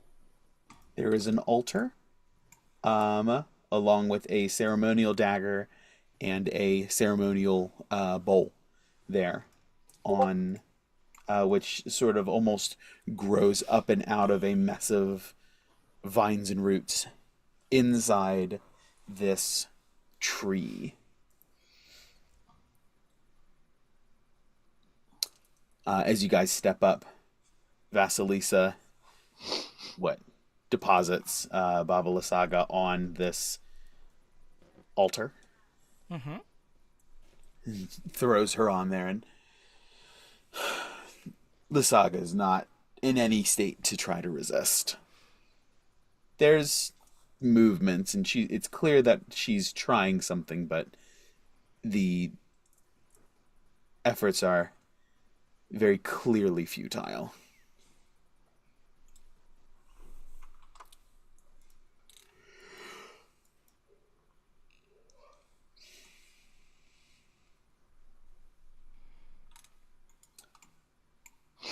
Rist will kind of like look between the rest back at like the rest of the party, and then like look to Vasilisa as they like grab hold of the dagger. I just stab her through the heart. Well, you'll take this dagger, you'll stab her, you'll cut her, however you choose to proceed, but her heart must be removed.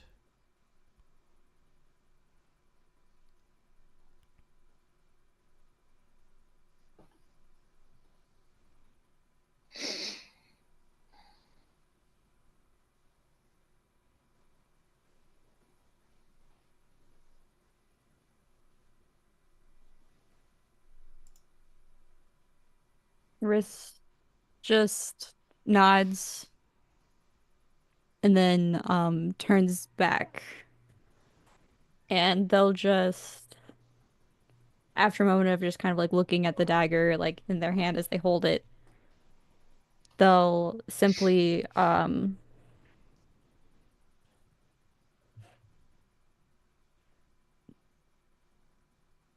they'll look over at Vasalisa and ask, does she need to be alive when the heart is removed? She doesn't need to, but it could be more fun if she is. Riss will just simply nod and um make a quick slash across Lasaga's throat.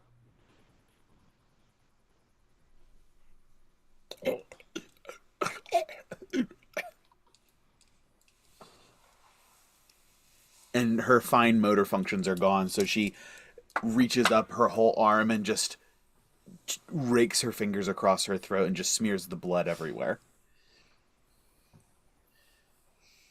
And once she kind of like stops moving as much, Riss will just very like clinically set about removing her heart. It's like an electric shock that just arcs through her body with the first blow of the knife. And it's as though she goes numb. And freezes for the rest of this incision. And after but a moment, you have this once beating, still warm heart in your hands.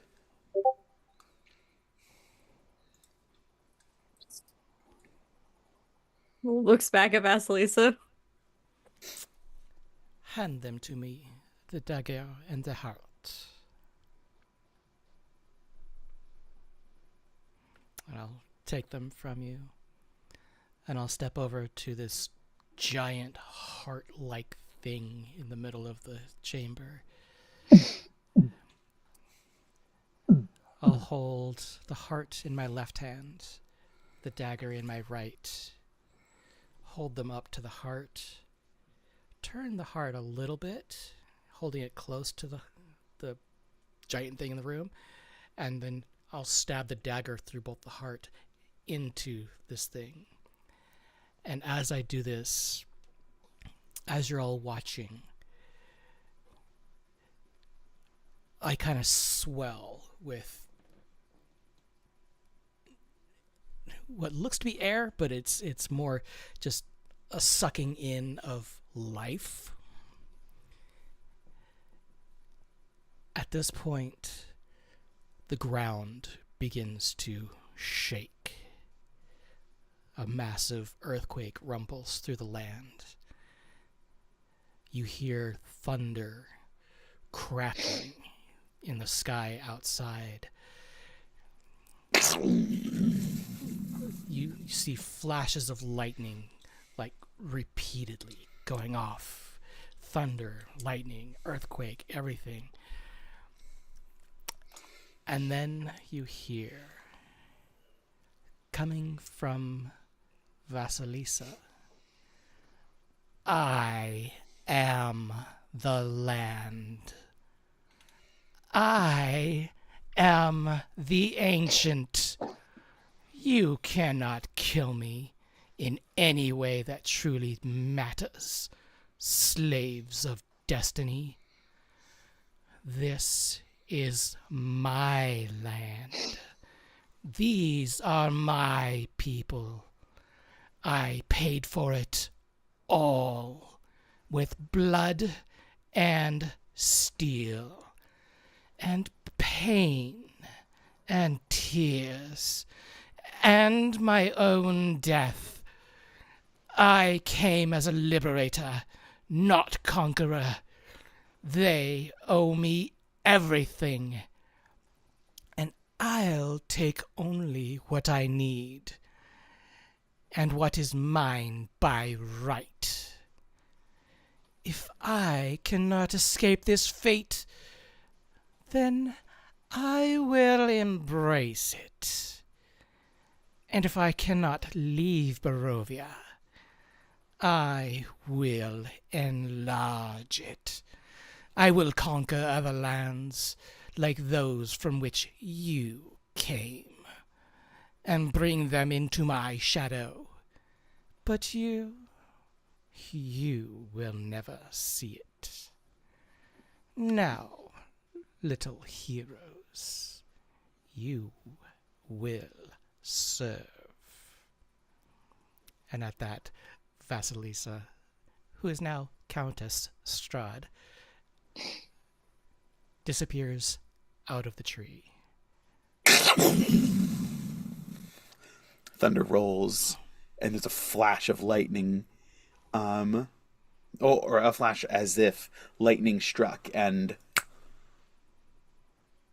Vasilisa's gone. A smoldering spot where she once stood. The corpse of Vasalisa on the altar, and the deafening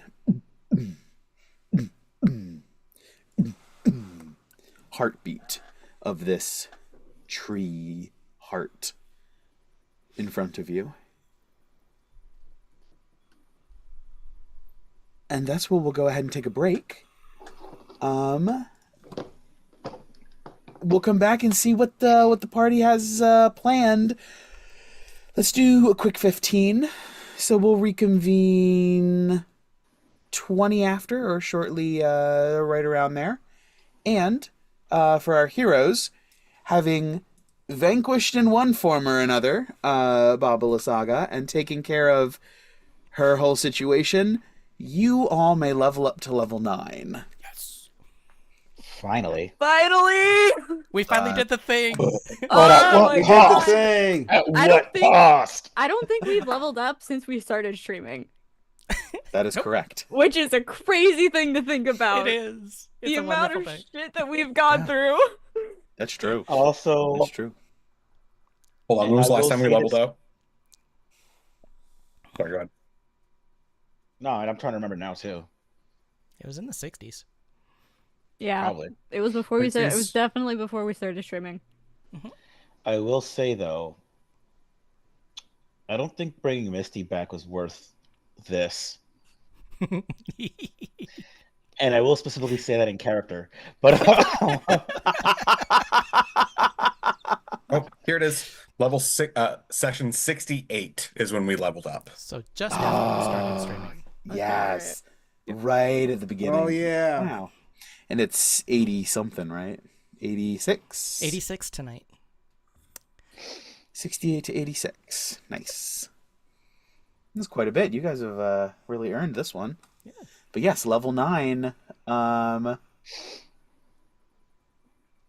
So yeah, we'll take a quick break.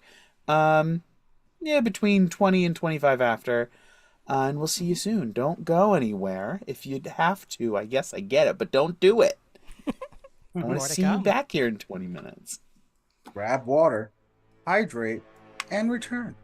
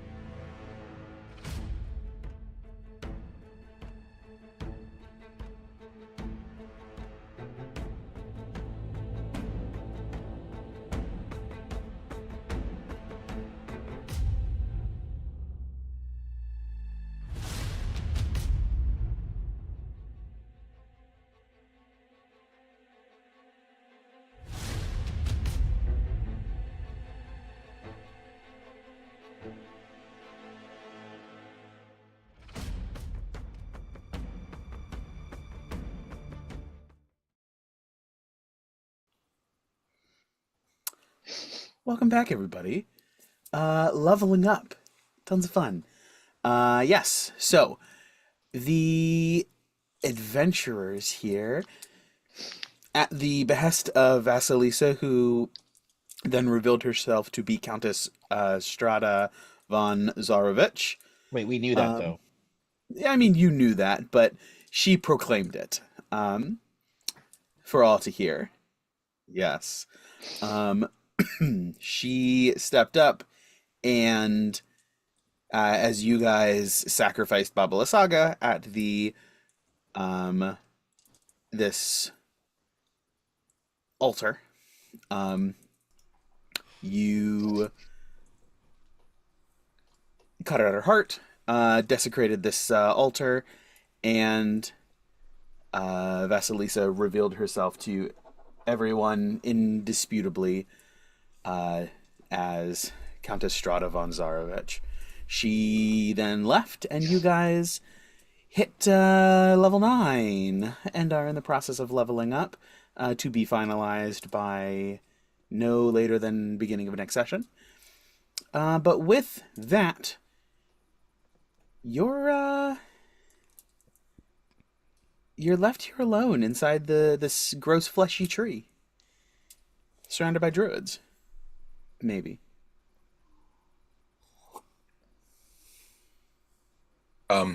Would we have time to theoretically take a short rest, does it look like? Or is there like encroaching people that we're gonna have to fight?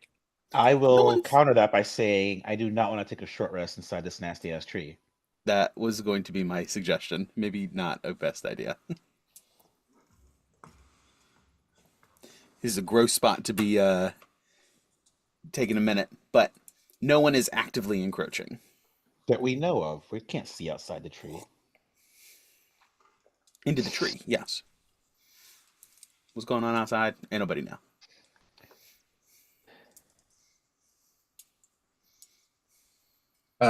Oh, was there anything on Babalasaga? There was. There Wand of ha toi. Wand of ha toi.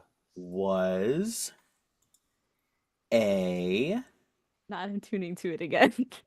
Was where there a did it negative to go? it tuning to it? No. Oh, then why not? I never used it.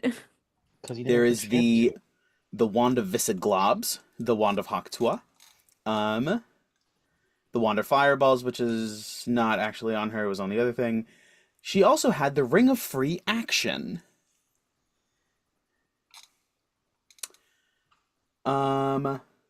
Let's see, what was this?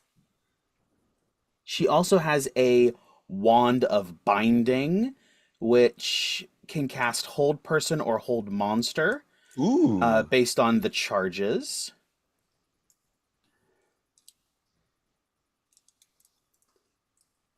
Man, this bitch is full of rods. She Wands. also has a Raising. +3 shield. Loot, loot, loot, loot. What does everybody want? I'm sorry, what the was shield that? of the- She was wearing a +3 shield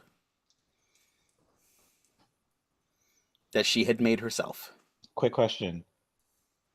Oh yes, you can give your +2 shield away and take the +3 one. Yep. That'll. I think It's actually a Gawain's- +1 shield. Oh, they had a +2 shield. I thought It's think- it's a +3 to armor class because it's +1 shield. Mm. So this will be a +5 to armor class. Mm-hmm. This would put my armor class to 26. And I don't know that Ivor can wield a shield and use his I two-handed was gonna say, thing I at the same think time. Gawain is functionally the only person that can use a shield, though. Well, Yeah. Ivor can have the shield on the terms he's not shooting something, which is almost never, but it's sometimes. Unless I put it on my back, like, That You doesn't know. count. yeah. Mm-hmm. Yeah, I'll alright, I'll so take the shield and shut the fuck up and be happy. Really quick question Alright. though. Can in fact, once we get her back, Yana use shields? Yes. There we go. All right. You have someone to give a shield to. Yana can use shields. All right, so we have the Wand of Viscid Globs. You already have the Wand of Fireballs. You got the Ring of Free Action for somebody. You have the And the Wand of Binding you mentioned. yes, the Wand of Binding, which is Spell not save DC 6. attunement. Ooh, even better. Ooh. Who would like the Wand of Binding?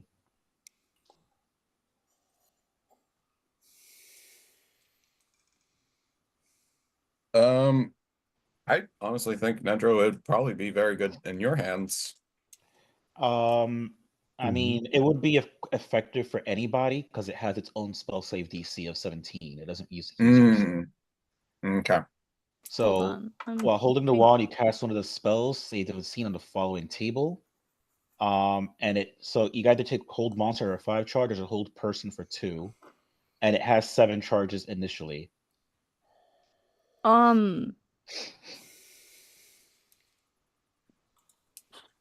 Honestly, I feel like it'd be good for either Ivor. Honestly, actually, I think it'd be good for Ivor to take because both of those spells are concentration. Oh, that's true. And Yeah. especially if Gawain and I are gonna be popping um Spirit Spirit Guardians. Guardians more often. Like I already have a bunch of concentration spells like in my repertoire. Mm. I don't know if Ned would want to take it. I know you just took Hold Monster, but this would be like a Don't tell the DM what I did. I heard all of it. But yeah, the one reason I would take this is because even though the DC is lower than my original, I could still twin this, and I could still give someone disadvantage when casting it. And it wouldn't count as casting a spell with a spell slot because it's from a magic item. Yeah. So now, one more thing. That's my vote. One more thing that you guys should be aware of in this loot pile from Vasalisa is her blade singing staff. It effectively gives her the ability to blade song with her quarterstaff. And while it's active, you get a bonus to AC. It's just like the subclass. Bonus to AC equal to your intelligence modifier, increase to your movement speed, advantage on acrobatics checks, Constitution saving throw bonus for concentration checks. You get a bonus to your con save. You can absorb damage while the blade song is active. Hello, yes. You can add your intelligence modifier to the damage of your melee weapon attacks. And you get 3 quarterstaff hits or 2 staff hits and a cantrip. I will. I have too many weapons as is. I feel like Riss is gonna fuck somebody over this. Hello. That will help a lot. You know who would get a lot of use out of that? Gawain. Gawain. Your first melee option, please. Is this an original weapon?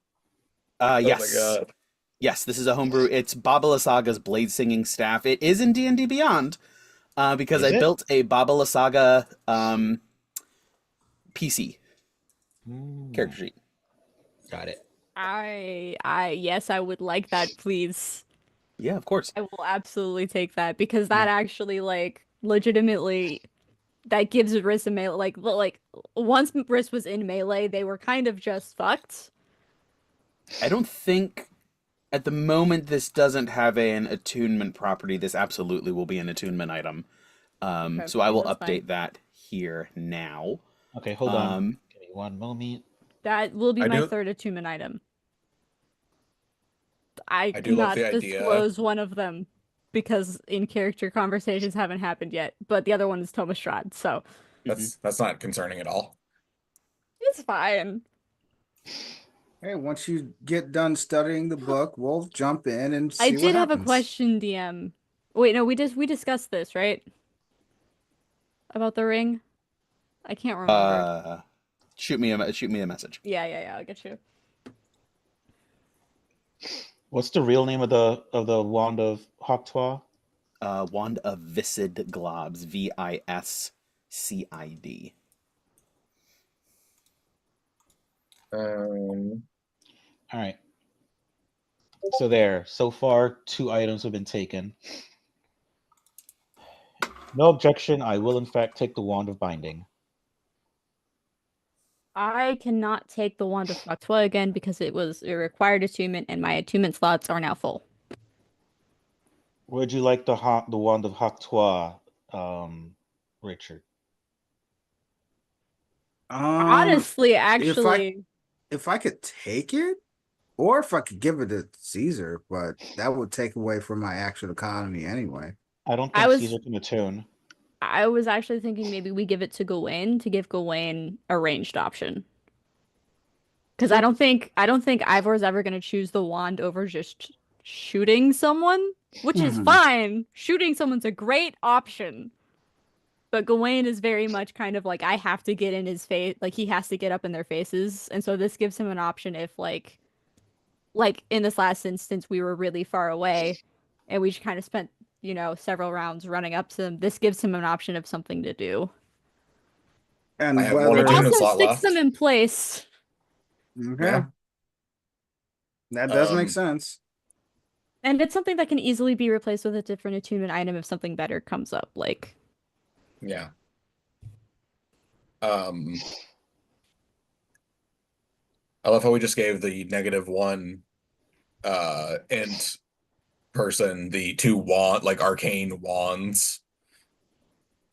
I Thankfully, mean, because they're dummy proof, they're just like anyone can do it. at least I took a wand. I got the wand of binding. That's true. You took the most Then, arcane wand. Yeah, then the wand of free action. I mean, the ring of free action is left. So while you wear the ring, difficult terrain doesn't cost you extra movement. In addition, magic can either reduce any of your speeds nor cause you to have a paralyzed or restrained condition. That would be useful for really anybody. Let me go get my non-attunement wand. That Wonderful. blade singing staff should be ready to go with the attunement update, Russ. can I go ahead and attune to it now, or do I need to like actually wait? No, I don't think nothing's gonna come up before you have a chance to attune to it. Okay, cool. If you there are 10 charges on it to help you track rounds in combat. Okay, I was gonna say, what are the charges for? I was If about to message you.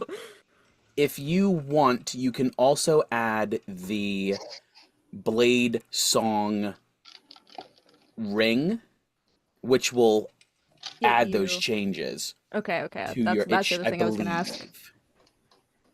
Double check, make sure that I didn't just like brute force and didn't say like +4 rather than intelligence modifier. Mhm.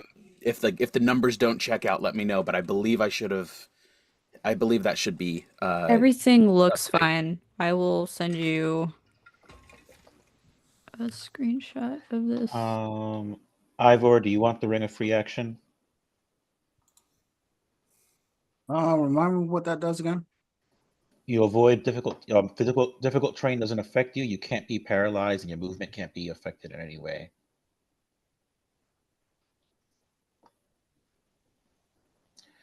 After what? Generally, it would be better Yeah, for a melee character, but it could also work for you as well. yeah, just in case I get hit with spike rope or something again, You'd still take the damage, but you just wouldn't be hindered by movement. Mhm. especially since you can't teleport. Yeah, I can't Wait, teleport can't myself. you learn Misty Step? Or is that not a No, artificial spell? I'm still looking at my spell list. I cannot. Good looking out though. Ah.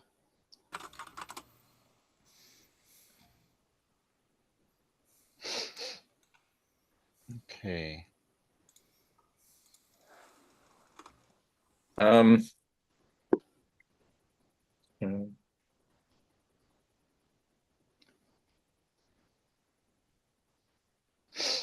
okay.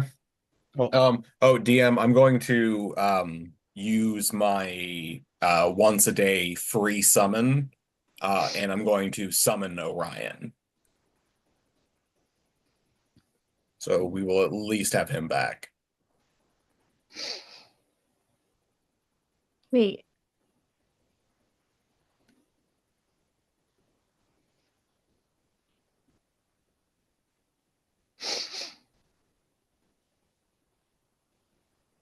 Ooh, hey guys, our proficiency bonus went up. That they did. So Hey! your Oh spell save yeah. DC went up as well. Yes, it did. As well as Get your that. proficiency bonuses to things and saving throws. Mm-hmm. I can persuade better than even before. Attack better. And persuade better.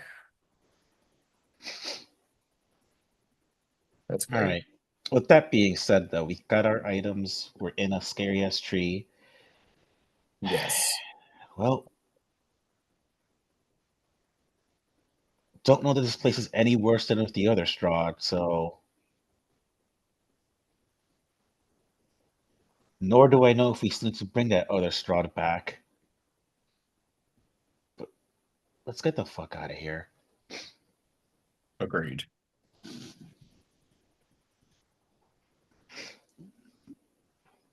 You okay, Riss?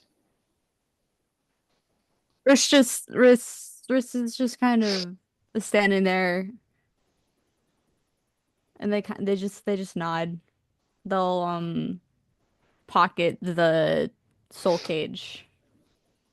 Oh wait, what actually did happen to the soul cage after this whole ritual?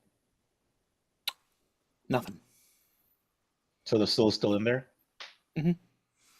Good to know. Looks like We need we need to go back and resurrect Fiona using the Well, soul cage. maybe. Riss has a couple ideas. They're not gonna divulge those right away, but like they've got. Oh, sorry, I'm still messing with my character sheet in the background. Riss has a couple ideas. They're not necessarily divulging at the moment. Um, Ivor will sulkily get up from a knee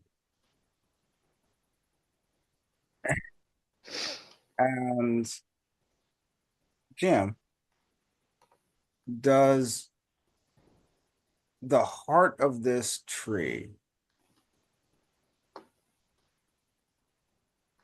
look like it's made out of like just living organic, like does it look like there's a lot of blood in here? One sec.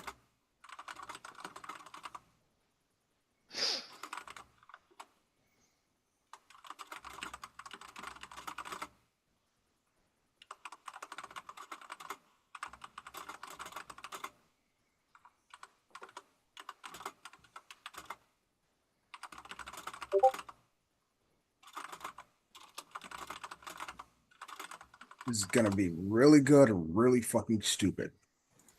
All right. So your question one more time. Um, so where Vasalisa and the new Count Strahd plunged the heart into, does that look like it is a living, breathing, like evil gland? Like, does it look like blood? Yeah. Like muscle and tissue and shit. Mm-hmm. And shit. Correct. Yeah, I mean, it yes. could be that too. That's very biological. Like, if Riss really wanted to, she could just like rip the up they or like just rip the fucking blood out of. Like, it's What I'm risk specifically? I mean, actually, Ivor will actually ask Riss, do you control your own blood or all blood?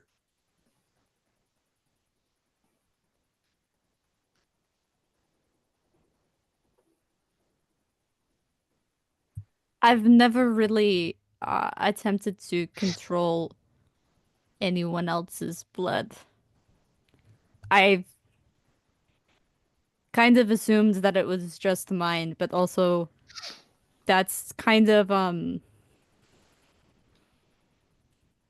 are certain lines I try not to cross, and that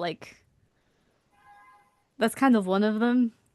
Like I know I kind of play the line between like what people conventionally would assume as like good and bad and things with the whole like blood magic and all, but attempting to control someone else's blood even if they're deceased kind of feels like it's solidly off across that line, you know?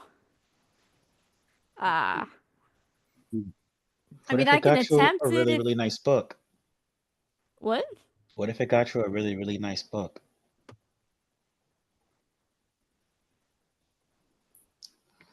I see what you're doing, and you're right.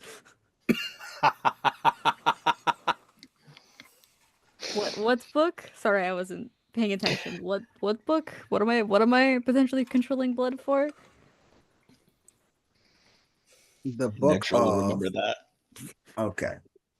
Anyway, I don't um, think there is one. I think it was just a hypothetical. Oh, okay. I yeah. was just... Nedro Nedro is the party member that has figured out information is absolutely the way to Orissa's heart.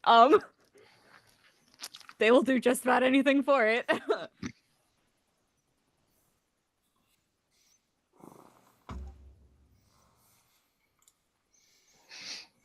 You all were my family the second that you found me. Ever since Lady Walker's house, and again, my apologies, Riss, for falling into your Ruth. Um, I I was just along for the ride. I was just happy I was able to help fix it. Ivor, I appreciate all of the apologies, but believe me, it is more than forgiven. It's, you fixed it. It's fine. Honestly, probably one of the better things that have happened to me in my life, if I'm being honest, is meeting all of you. So please stop apologizing for breaking my roof. Do it again, honestly. I don't mind. That being said, the rest of you, as a time being, I do have an idea. And the rest of you might be able to see better than I can. Do you see any quick escape out of here right now? I don't think anyone's pursuing us right now. I mean, we can take the front door. The, It's the right there. druids outside that Oh, made a sorry, yeah. deal with Vasalisa or Countess Strahd, I should say. I mean, Look, not. best we could do is take a look outside, see if anything's there, and if not, I cast a quick spell and we make the best we can out of those 10 minutes of flight that we can. DM, because I just realized we need to go back to get Caesar's motherboard and his Ember Strike Cleaver. Mm-hmm. So I'm going to inch out on Orion, already mounted, after I summon him. And I'll just go ahead and inch out slowly and try to get I'm gonna have Orion do if he can, do a sniff check to make sure we're alone. You won't be able to get out mounted. This is too narrow a walkway to move through. Okay. But yeah, so Orion can go ahead and push through. And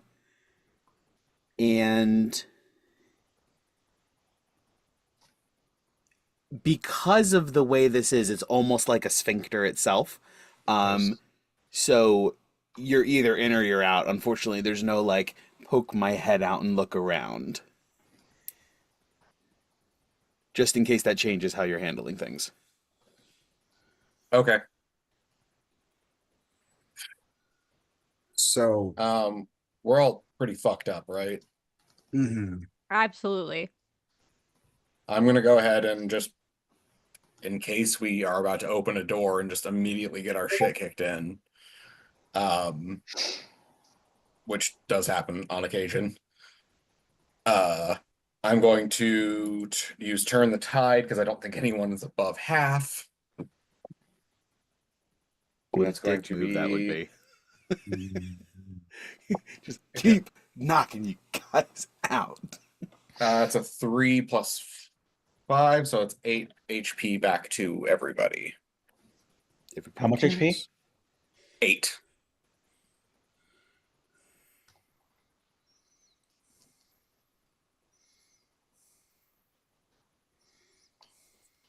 Not a ton, but a little bit. Well, Well, it helps.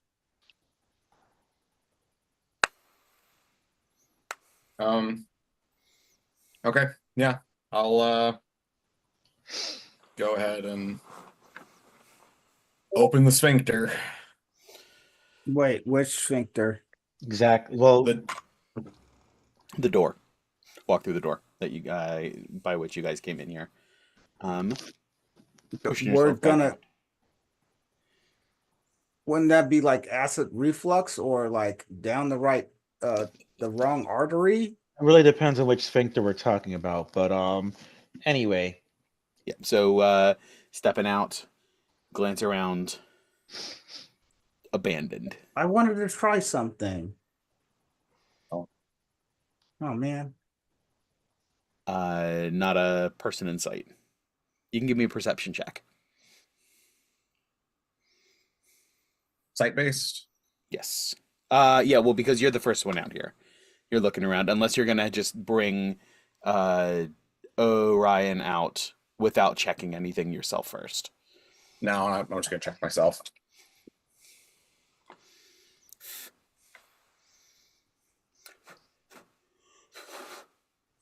But before we travel any further, I want to just jog up to Gawain and by proxy the rest of the party. All right, just so Gawain has stepped away from the rest of the party. And he stepped down. I'm already doing a thing. What was Gawain doing again? he's He's left stepping the I'm sphincter. checking. Yeah. Okay. Okay. That's a 12 perception check. 12. Yeah, no one there. Ghost town. I think we're clear. I'll take a step out and let Orion come out as well. I'll go right after them. Let's get somewhere I can rest. This has been an exhausting, however long it's been. Why don't you all stay here for a couple of minutes? I'm going to take Orion very quickly and go retrieve Caesar's parts and his axe. I don't think it's very wise for us to be split up at any given moment while we're in what's feasibly enemy territory. It really shouldn't be that much slower to go together and then try and get back from there. I just didn't want to put any of you in danger. I think we'd be in danger split up as well. Sure. How far would it be to go back to where Caesar fell? Not more than a few hundred feet.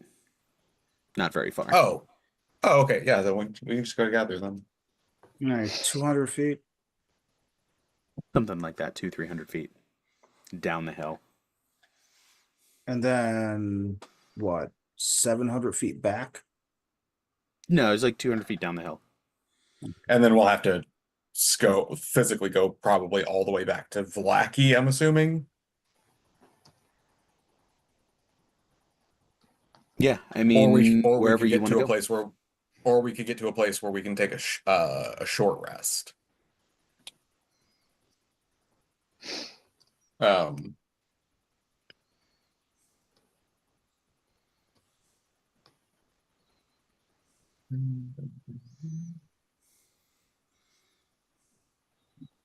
So were you guys going to grab Caesar's stuff on foot? Are you trying to fly? Oh, I'm not wasting a fly spell for no reason. Yeah, we're walking. Okay, sounds good. We're Everyone give me traveling. perception checks. Oh, Um, great. My favorite thing. any mounts? Nope, just Mm, kidding. Orion Yeah. can make can make this with scent if he wants to. he will. My rolls continue to be shitty. 8 out of 7. I have I not don't rolled well know. in years. I don't know what's happening tonight. I've been rolling good so far, and I don't know why. Um, where's my perception? That's an 18 from Riss. That's a 9. 29. That's a Nine, 21 sniff check from Orion. 21. And a Okay. natural 20 from Gawain.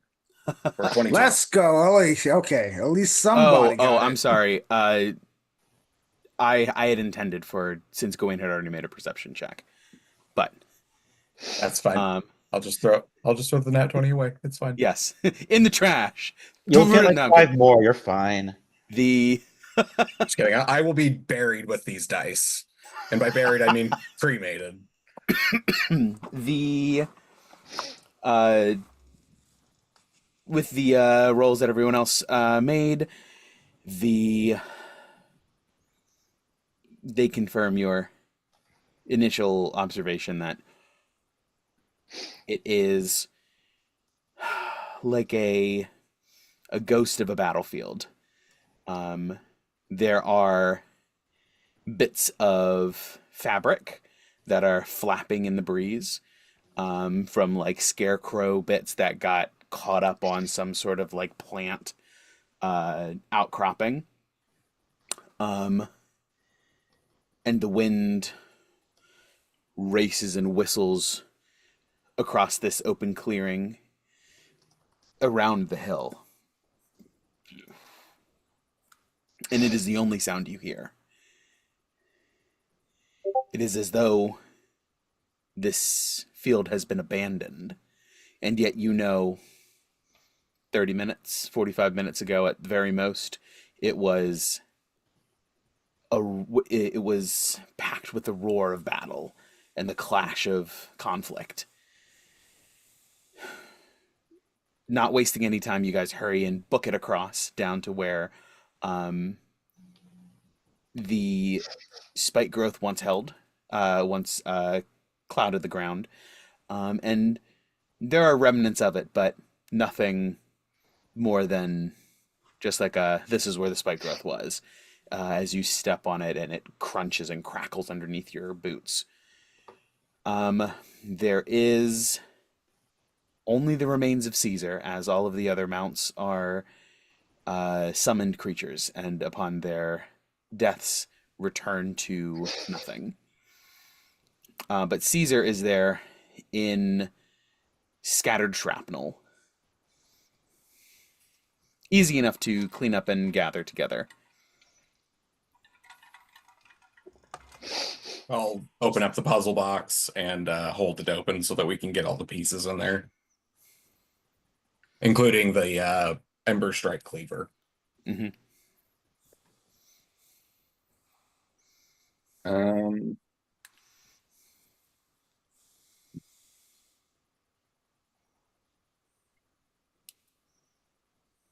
is there a good spot that we know of nearby where we could hunker down for a little bit? There was the place that uh, the abandoned shrine hut where you guys had initially retreated.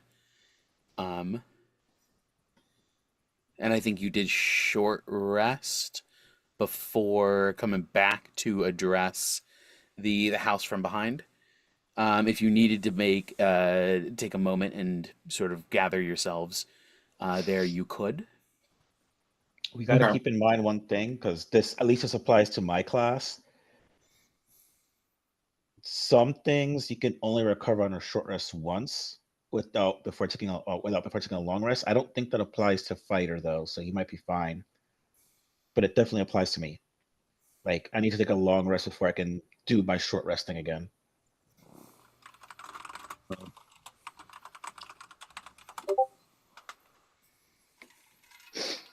I think fighter can keep recovering whatever they need though. And maybe paladin? Paladins don't really get stuff back on a short rest anymore. Oh, okay. I think we might get channel divinity. That might be. That's what I that meant. might be Yeah. it. As you guys say, you get one I've back used all of my on a short rest stuff, and honestly, I don't have that many hit dice left. So like a short rest honestly won't benefit me that much. Now remember, all of your hit dice come back on a long rest, not just half. So you don't need to be judicious with them. Yeah. It would allow us to attune to the new items that we have as well. That's true. I don't need to attune to mine. Having 4 more fireballs at your disposal might be worth the attunement, or might be worth the short rest alone. I mean, I'm not saying we shouldn't. I still have 3 hit dice, but I'm just saying, like, functionally, I still only have 3 spell slots left. And that's not changing until I long rest. Yeah. I just want us to get back to Vallaki in one piece, because there's also like wolves and werewolves and probably like, I don't know, like badgers or some shit here. Also, from a not game mechanic standpoint, from a storytelling standpoint, it makes a lot of sense to take a short rest because we are exhausted. Yeah. Just after we get away from the druids. We got away from the druids, right? As you guys are booking it across Yesterhill, having collected Cesar, who has the highest passive perception? It's not a lot across the group. I remember looking at it several times. I think it's 12. I think it's me. I think it's me and Gawain. We both tied with 12, right? Technically, Orion has a 13. Yeah, no.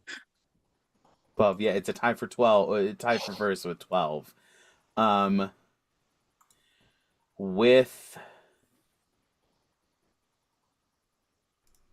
what is Orion's? 13. I know, Sunflower was a 17. Is that factoring in the... Shut up, Yana! Is that factoring in the advantage already? No, if it's scent based, his passive is actually 18. Okay, got it. So with a 13, Orion notices and then notifies Gawain of a comet in the sky, a star that's just circling. And as you glance up, you recognize Bucephalus, the nightmare, Strahd's mount, just several hundred feet in the air, just a mote of light. Sort of, just in the area. Heading towards... Circling above you, above your area. Like around us specifically, or just like around, like around the hill. It would be. It's a little bit of a broad arc to know for sure there's zeroing in on you, but above the several hundred square foot area that you guys are a part of.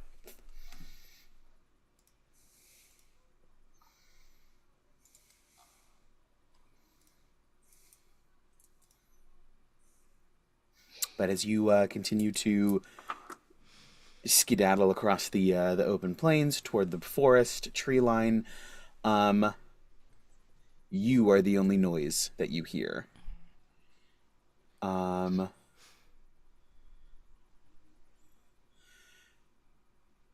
you break into the tree line, beelining for this shrine to catch your breath, take stock, reassess before you journey to whatever safe home you wish to find yourself in. You guys hunker down in this little abandoned shrine. And anyone who would like to take a short rest / needs to take a short rest may do so. Roll some hit dice if you want. Recover any applicable abilities, and then and while you're doing that, you can decide where you're going. I mean, I think we should get back to Vallaki so that we can have the abbot attempt to resurrect Fiona. That was my understanding, at least. We how much DM Riss is aware that it like Vasalisa like tricked us, right? I feel like that's reasonable. This ritual did nothing of the promise. Yeah. Of what was said. And like let's be honest. Riss knew going into it probably wasn't going to do anything because that's not how you break this spell. Ain't nobody surprised by this. Wait, what did Lady Strahd beat a 28 on deception? Yeah, she rolled a natural 20. God, fuck. She literally has rolled a natural 20 anytime you try to do something. If you haven't noticed. It has been ungodly high. Her spell attack is a +11. So fuck out of here. Very hard to read. And DC is minimum 19. That's stupid. Anyways,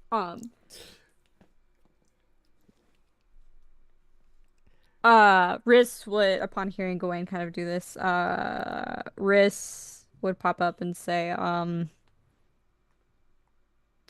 the ritual didn't,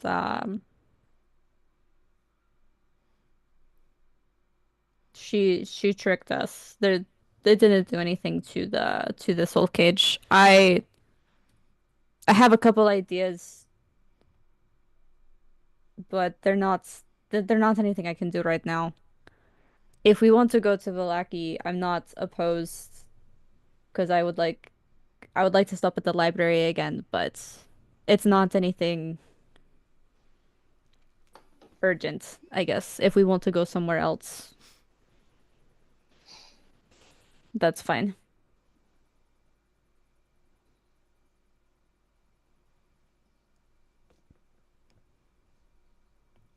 Okay. We may also be able to set up at least meet our new patron that Lady Wachter spoke of.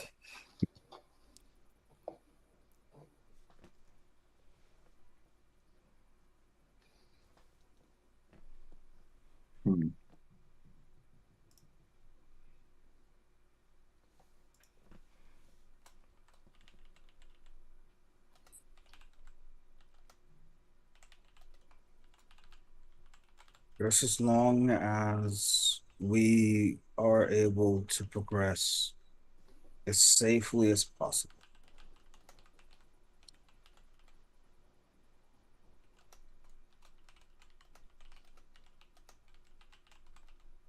Anyone against going to Vallaki?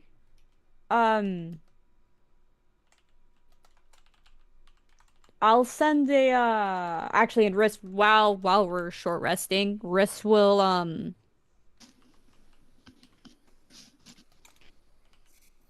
oh, I always forget her name every single time.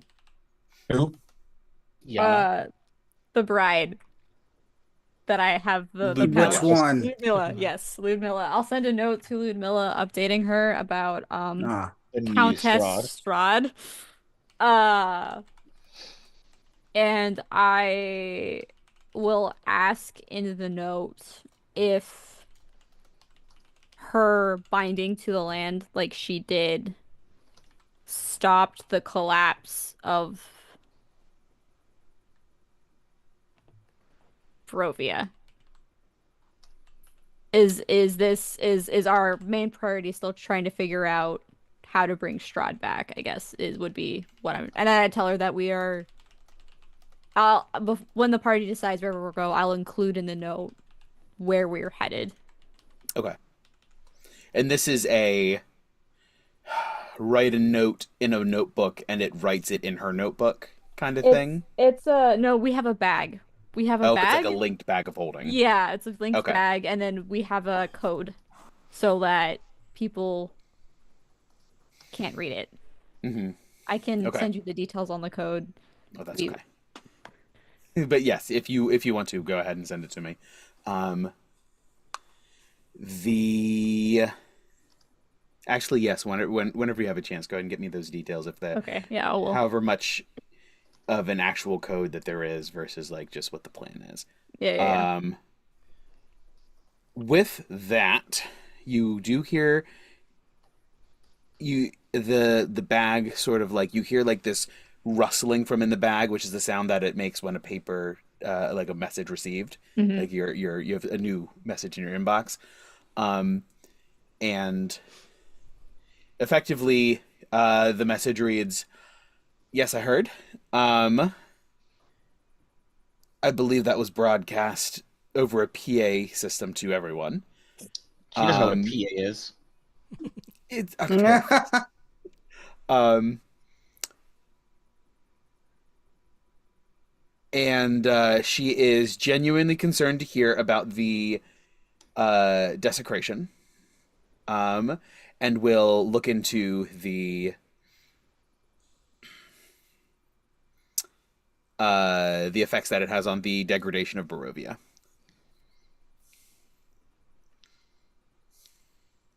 Okay. I sent a very short note back just saying like whenever let me like just like update me as soon as you can whenever you have data for me, I guess.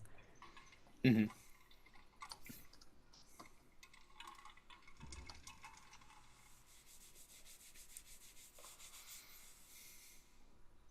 Sounds good.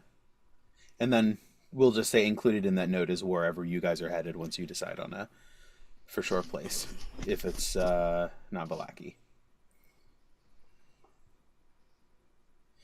All right.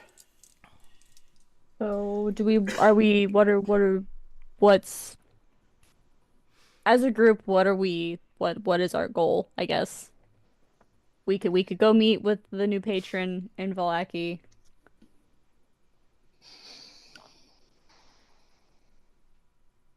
Well, so far we have two reasons to go to Valaki. One for to complete what you'd like to in the library, and two to meet this patron. We don't really have any reason to go anywhere else at this point. So I suppose we should go. Whichever one is the closest. We're aware that Mother has all three of the gems, right? Like the party. Yes. You guys saw the third, the back at the base of Yeah. her skull on the back of her neck while she was moving around before she when she released you all into Vasilisa's custody. We do do we think that Mother and this dru- the druids, I don't know if it's just this sect of the druids or if it's all of them now. But do we think that's going to be an issue in the future or More than likely. Unfortunately. I think so as well. But um when we were woken up, we can you remind us, like we got the sense that like Mother was doing this as a kind of deal to like be safe, correct? Yes. The power dynamic was obviously Correct. in Vasilisa's favor. Um, Mother was definitely out of her league, Okay. Cool. despite having all three gems and everything else at her disposal. Got it.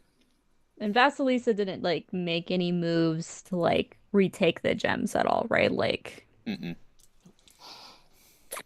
Okay. interesting. Yeah, well, correct. She Chris very will well may remember pose a, this.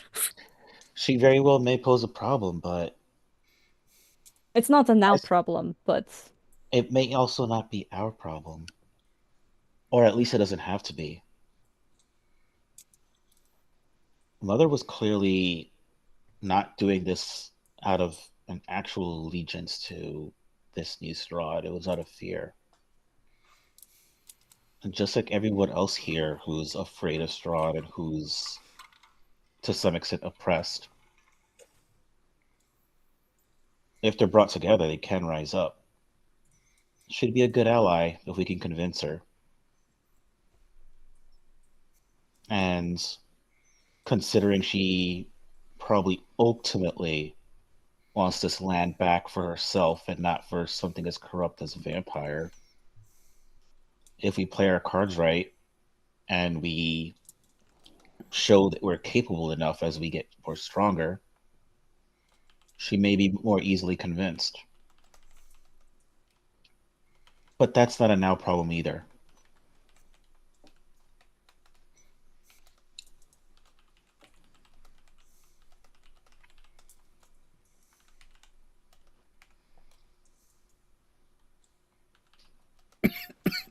Excuse me. You know, it's always good to take stock of those around you and see common ground. Not everyone has to be an enemy. I agree. It's much better to make friends. Well, I don't know of about which, friends, but allies, on the other hand. I'm not Put it sure like about the this. druids. Put it like this. I think we could convince her with the right words and the right actions to join us against Strahd. But she also strikes me as the kind of person who, once she gets her land back, will also kick us out of said land. Which is fine by me. I mean, at this point, I already know my goal is beyond this place in order to fulfill the task I need to fulfill. So,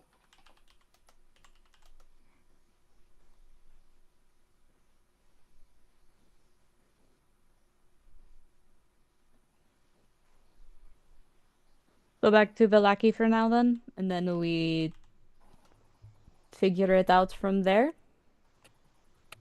back to Agreed. the lucky. We get you to our library. We meet this patron. And then we continue on doing what we need to, as well as figuring out if this new Strahd fixed the problems of our old Strahd being gone.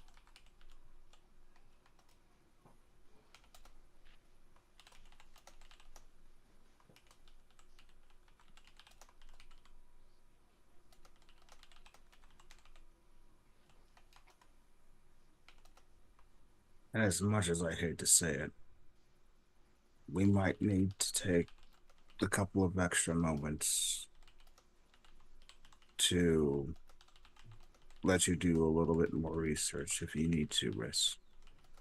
Take all of the time that you need. Research isn't necessarily.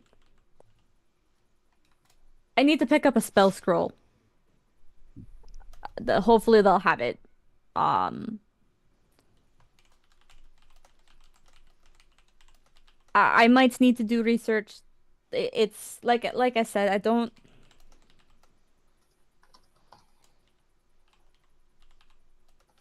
Okay, DM. I know Sarah and I talked in DMs about this, and I realized that it's player knowledge. But at this point, how aware is Riss that like they're not going to be able to undo this? It's not something that they're going to be able to fix like right away. For the soul cage thing? Yeah. If the spell functions the same, if this casting of the spell functions like the regular one, all you have to do is destroy said cage, Hmm. and then the spirit is resurrectable. Okay.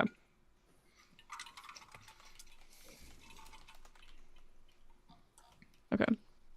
Riss is just kind of like there's a spell scroll I want to pick up. Regardless, there's a couple different things that I can attempt to do potentially to release the soul, but at this point, I don't know.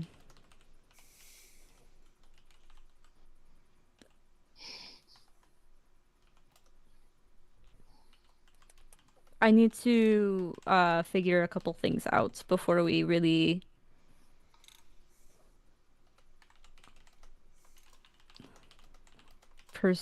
pursue resurrection. That sounds bad. I don't mean it like that.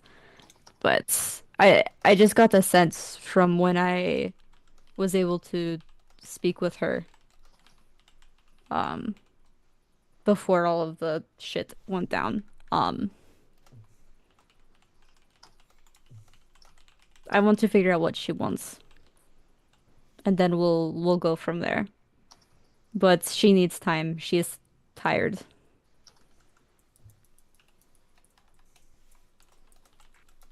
Um,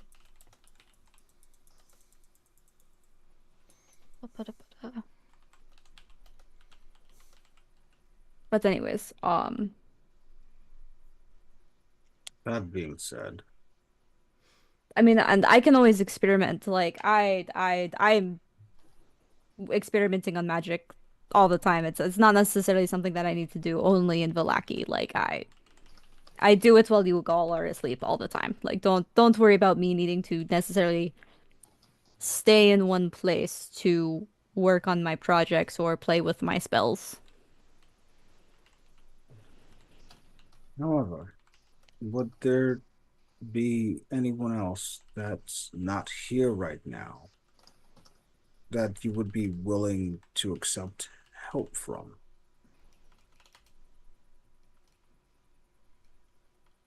What do you mean? Perhaps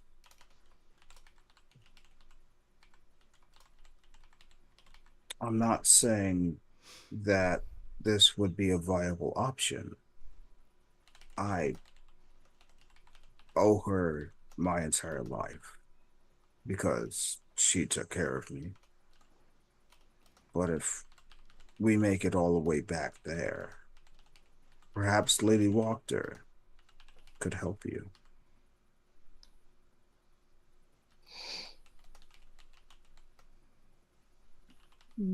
Maybe.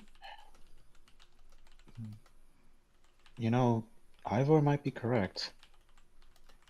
I have seen her cast quite some interesting spells.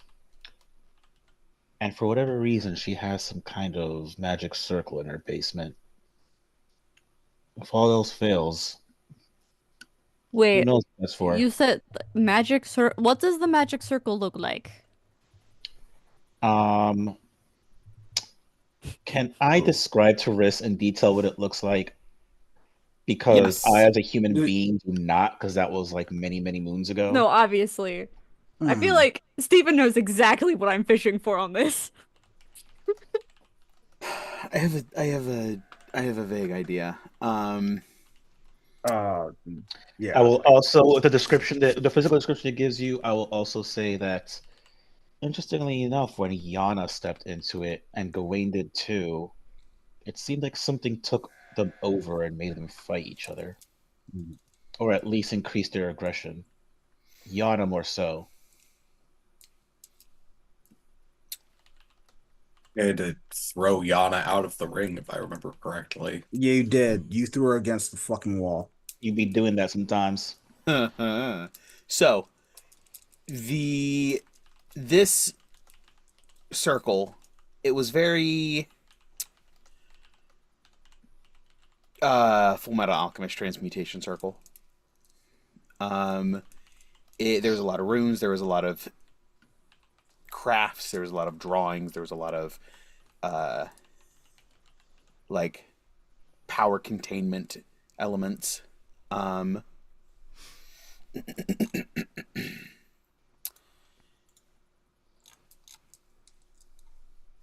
you thinking of teleportation circle? I was thinking if it was a teleportation circle, but as soon as he says that, I'm like, oh, it's absolutely not. No, Okay. no, it's not. It's not one of those.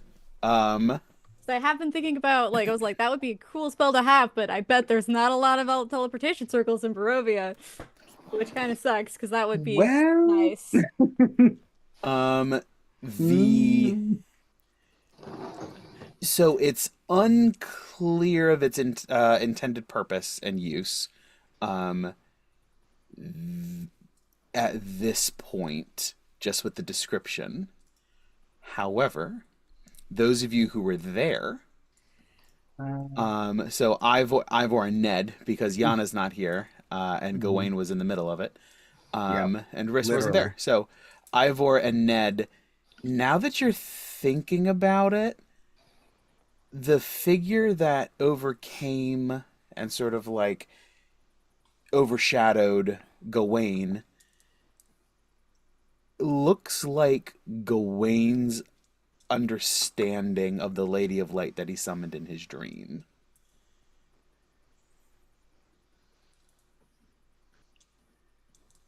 So it's a very real possibility this was the Lady of Light manifested, which then draws the question of what manifested with Yana. Well, we know, but you keep keeping her away from us.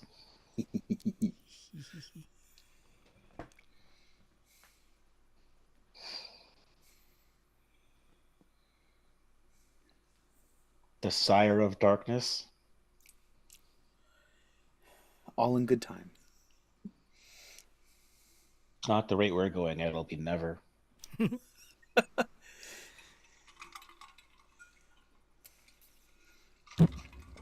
What is it with in Dungeons and Dragons? All times are soon. But not soon enough. Not soon enough. Yes. So the with that description, there's something more to it than just the teleportation circle, and it's almost like the Lady of Light came over Gawain in this moment when he stepped in. Don't oh my me. I I didn't mean, say she came Oh all my. over. um, I'm sorry for sidetracking you, Cesar. you're terrible. Um, The terrible but Ivor. yes. You know what? I'm gonna kill you next. I thought you were in that fight. I thought you.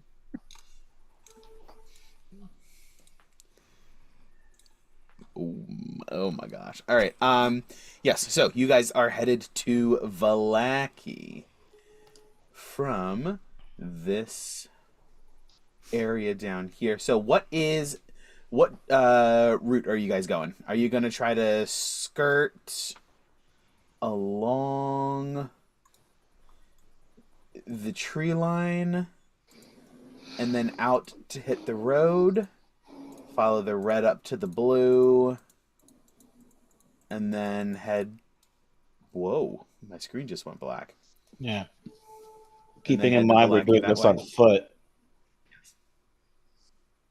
On foot, no mounts. No mounts. Or are you Because guys someone gonna? decided to be an asshole. It was Yeah, the these druids. druids are terrible. um, or are you guys gonna cut through the forest, hit the blue path on the other side of the woods, and sort of follow the path up that way? I feel Or like the do you answer want is to? obvious, but the first one seems safer, doesn't it? Well, toward the blue, I think blue means water, and I don't think when does does the baby star know how to swim? Or ancient Uh, star? no. Blue means established road. Red means dirt path. Also, what Oh, makes you okay. think that That he's the blue. only one who can't swim well? None of us can breathe into water. Well, Wait, you can control water. how far That's is way the different. if we go to the blue wood or the blue road? Directly through the cut through the forest, hit the blue, and then just take that all the way back in. Yeah. I guess if we do that, we might as well just take the dirt path, but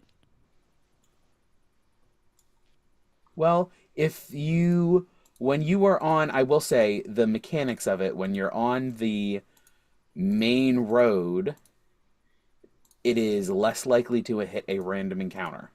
right, that's what I was thinking.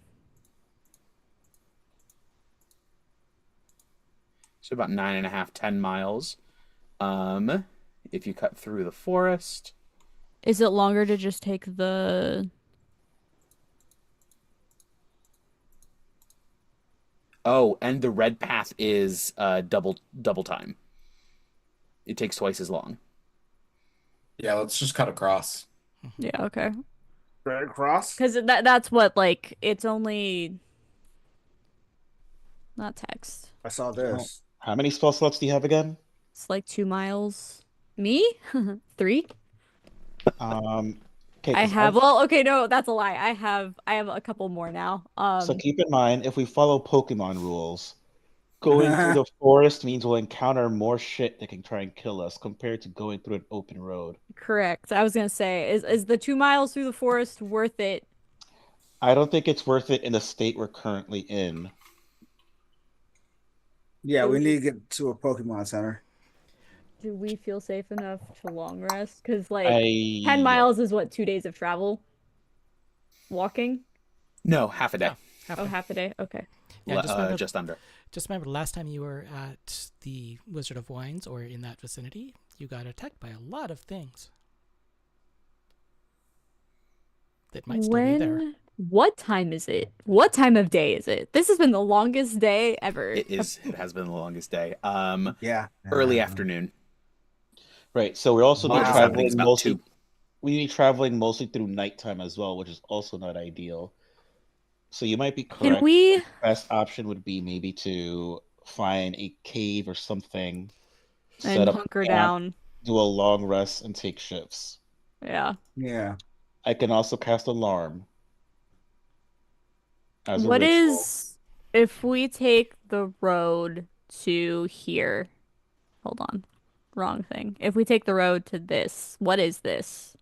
That is the vineyard where you got your you got your shit rocked by the Oh, druids. that's the Yeah, vineyard? that's a bad place. Oh. Don't Twice. do that. Yeah. Okay, maybe Don't do okay. that. My bad. Why did I think the vineyard was like on the other side of the map? Yeah, yeah, I Anyway, thought the vineyard was like up there somewhere too. Don't no, worry. yeah, I definitely thought it was Hmm. over here in the like Slavic woods. Anyways, Hmm.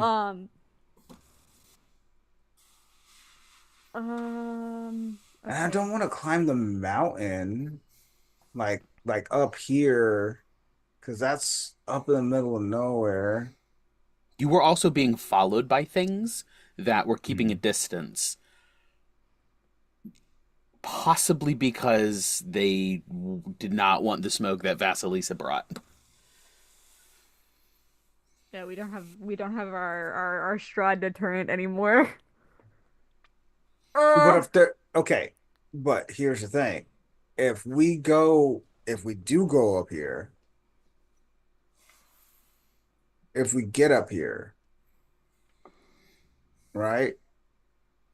Those things that are following us, we have the high ground, and whoever's on watch could be like, "Hey, everyone, get the fuck up.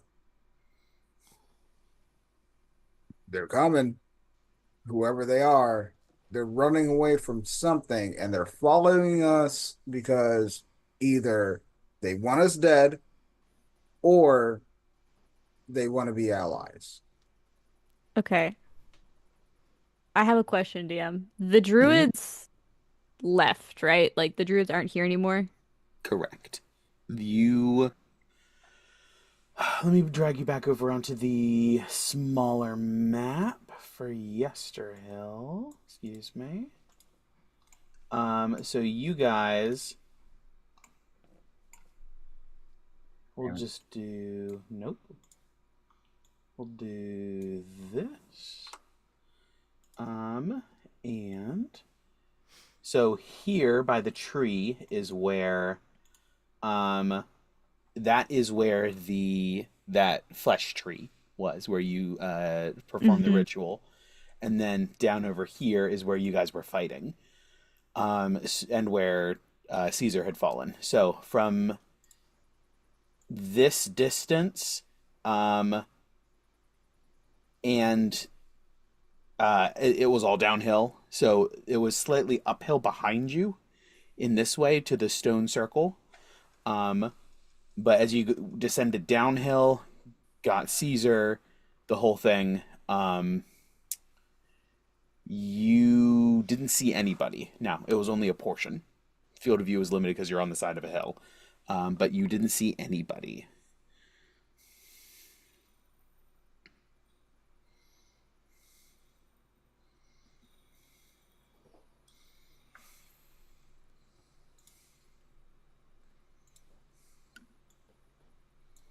I'm wondering if we could do maybe just like a little bit of scouting, and if the druids have vacated, if we can just rest here.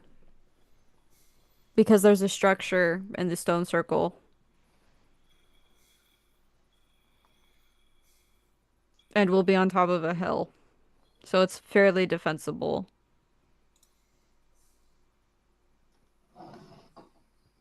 And then we just go once we've rested. Sounds good. Let's just do a plan that doesn't have us talking for 50 more minutes. Let's go. Yeah. As We I need to don't be better think, at making decisions and not just talking about them. Let's go. Do Yeah. it. I like it. Everybody give me a stealth check. I assume you guys are trying to be unseen, if there is anything to see you. yes. Oh, Right. And I can Just- use I can use Orion's stealth for this since I am mounted. Yes. That is fine. Awesome. yeah. So that way you don't clinky clank. What's my stealth? Oh. That's a 10. You know, does it make sense that if you're on a mount, you wouldn't clicky clank because you probably clicky clank even more? You're bouncing. D&D. Get your realism out of my fantasy game. No, I I'll know. keep that in mind next time somebody's going to go my way. Shut. Fair point. Fair play. Fair play. Fair play. Okay. How did everyone Both look? catching each other on fire. 22 from Orion and Gawain. 16 from Ned. Dirty 20. All right. Chris? 10. 10. And I did not roll good. All things considered fairly decent together as a group. You creep back up this, excuse me, Yesterhill. Bring you back up onto the map. I should stop moving it back and forth. Did he? All right, so from here, you guys slowly creep up this way, and you leave the grove. You've just left this little grove, ever so slightly to the south of the stone circle, and you hear sounds of life. You hear voices. You hear movement. Cracking and splintering of wood, banging and like axe blows of shaping materials, very much still occupied. Stealing We hear just a this little before bit. we get there, correct? Yes. If you guys want to get a little closer, see what's going on, you are more than welcome to. Does it smell like druid still? Yes. Can someone use a spyglass we have to not have to get closer? Oh, Ooh. Yes. I always forget I have that. Using the spy. Go ahead and give me a perception check. This one with advantage.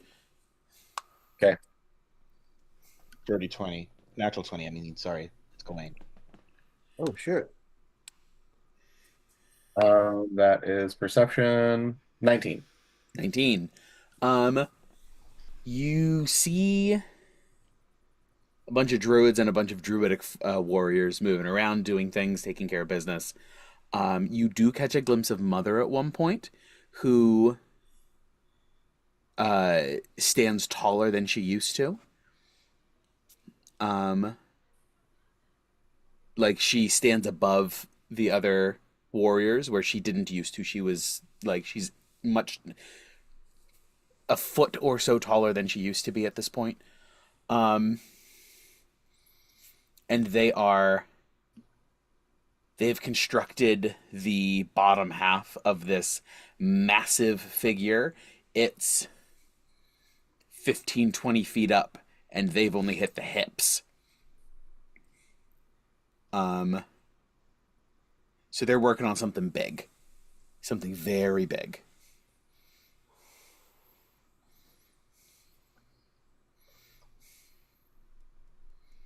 Okay. I'll relay that to the group. I don't like it. Oh, it's definitely not the place to be. Let's go somewhere else. Yep. This seems like a Megazord sort of problem. Let's leave. I know it's not ideal, but what if we just go back now? We go careful through the woods. We try to be as silent and as stealthy as possible. And when we hit the main road, we just stick to it until we get back to Vallaki, because I don't know. Keep in mind, once again, we will be traveling at some point in the dead of night. That is really what's not ideal about the situation. The time of day. We should be able to put up enough light to not be surprised by things, at least. It's not about whether or not we want to be surprised. It's about encountering something in the first place. Yeah. Especially if we are unable to rest because there's no place for us to. So I think, as mentioned before, we find a safe place with enough vantage points, or even a singular one, so that we can properly keep watch, take our turns, and head out first thing in the morning. Mr. DM, are they near the tree at all? No. The tree where you guys emerged from is to the south, in a grove to the south. Okay, hear me out. Hear me out. What if we camp like right here? Like on the opposite side of the tree. The same tree on this hill? Stealthily camp, we sleep, and then we leave. Like sleep near Mother? Why don't we just go back to the sphincter and sleep by there? If we're gonna sleep by any tree, it might as well be the evil one where no one's around. Sphincter? Um, That's what I just said, oh, right? Mm-hmm. Oh, I thought you talked about this tree right here on the hill. Well, yeah, no. So like we're here. This is like a grove with the evil tree, right? Yes. I was saying we don't There's a sleep in the area. open in the middle of the grove. We sleep on the outskirts, on Um, like the other side, away how from the far is this druids. thing theoretically from this place? 300 feet, a couple hundred feet. Yeah, I don't think that's far enough, you know? I did have an idea. We could, it's a little less secure, but we could go find a spot that is relatively defendable, and then we could just literally dig in. And I could just dig you guys some holes that you could sleep in, and we could just take turns. It would take us out of eye line. It would be quick, easy. It'd be a little down and dirty, but it should get the job done. I like Right. it. Let's do it. All right. How do you know about that? Digging? No. I think he means. Are you talking about a wolf? No. That's not the right animal. A foxhole. Something of that sort. If that's a hole where you sleep in it, sure. Hmm. Little alcove for each of us. It's similar, like a burrow kind of thing. I'm fine with that. I think though, for tonight, if you guys go first, I can take the last 4 hours because I only need 4 hours of rest anyways. So if you guys each take like figure out how you want to split the first 4 hours up, I got the last bit. That way you guys don't have to interrupt your sleep. I can take the first half.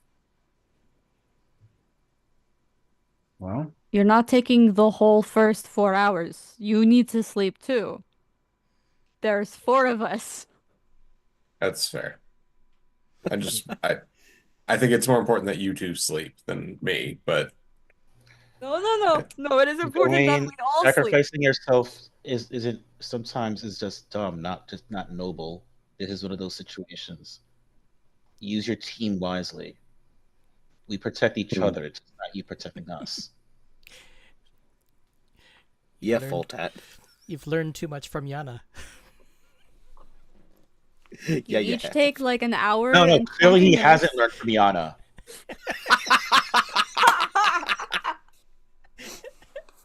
In fact, I'm so excited to get Yana back, y'all. Right?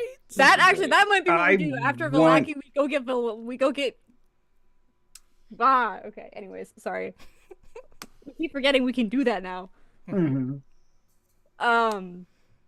Anyways, apologies. Basically, you each take an hour and 20 minutes. You all choose first, second, third. And then I'll get to whoever's up third when I wake up. They go to bed when I get up, and then I'll get everybody up in the I morning. call first. No, my apologies.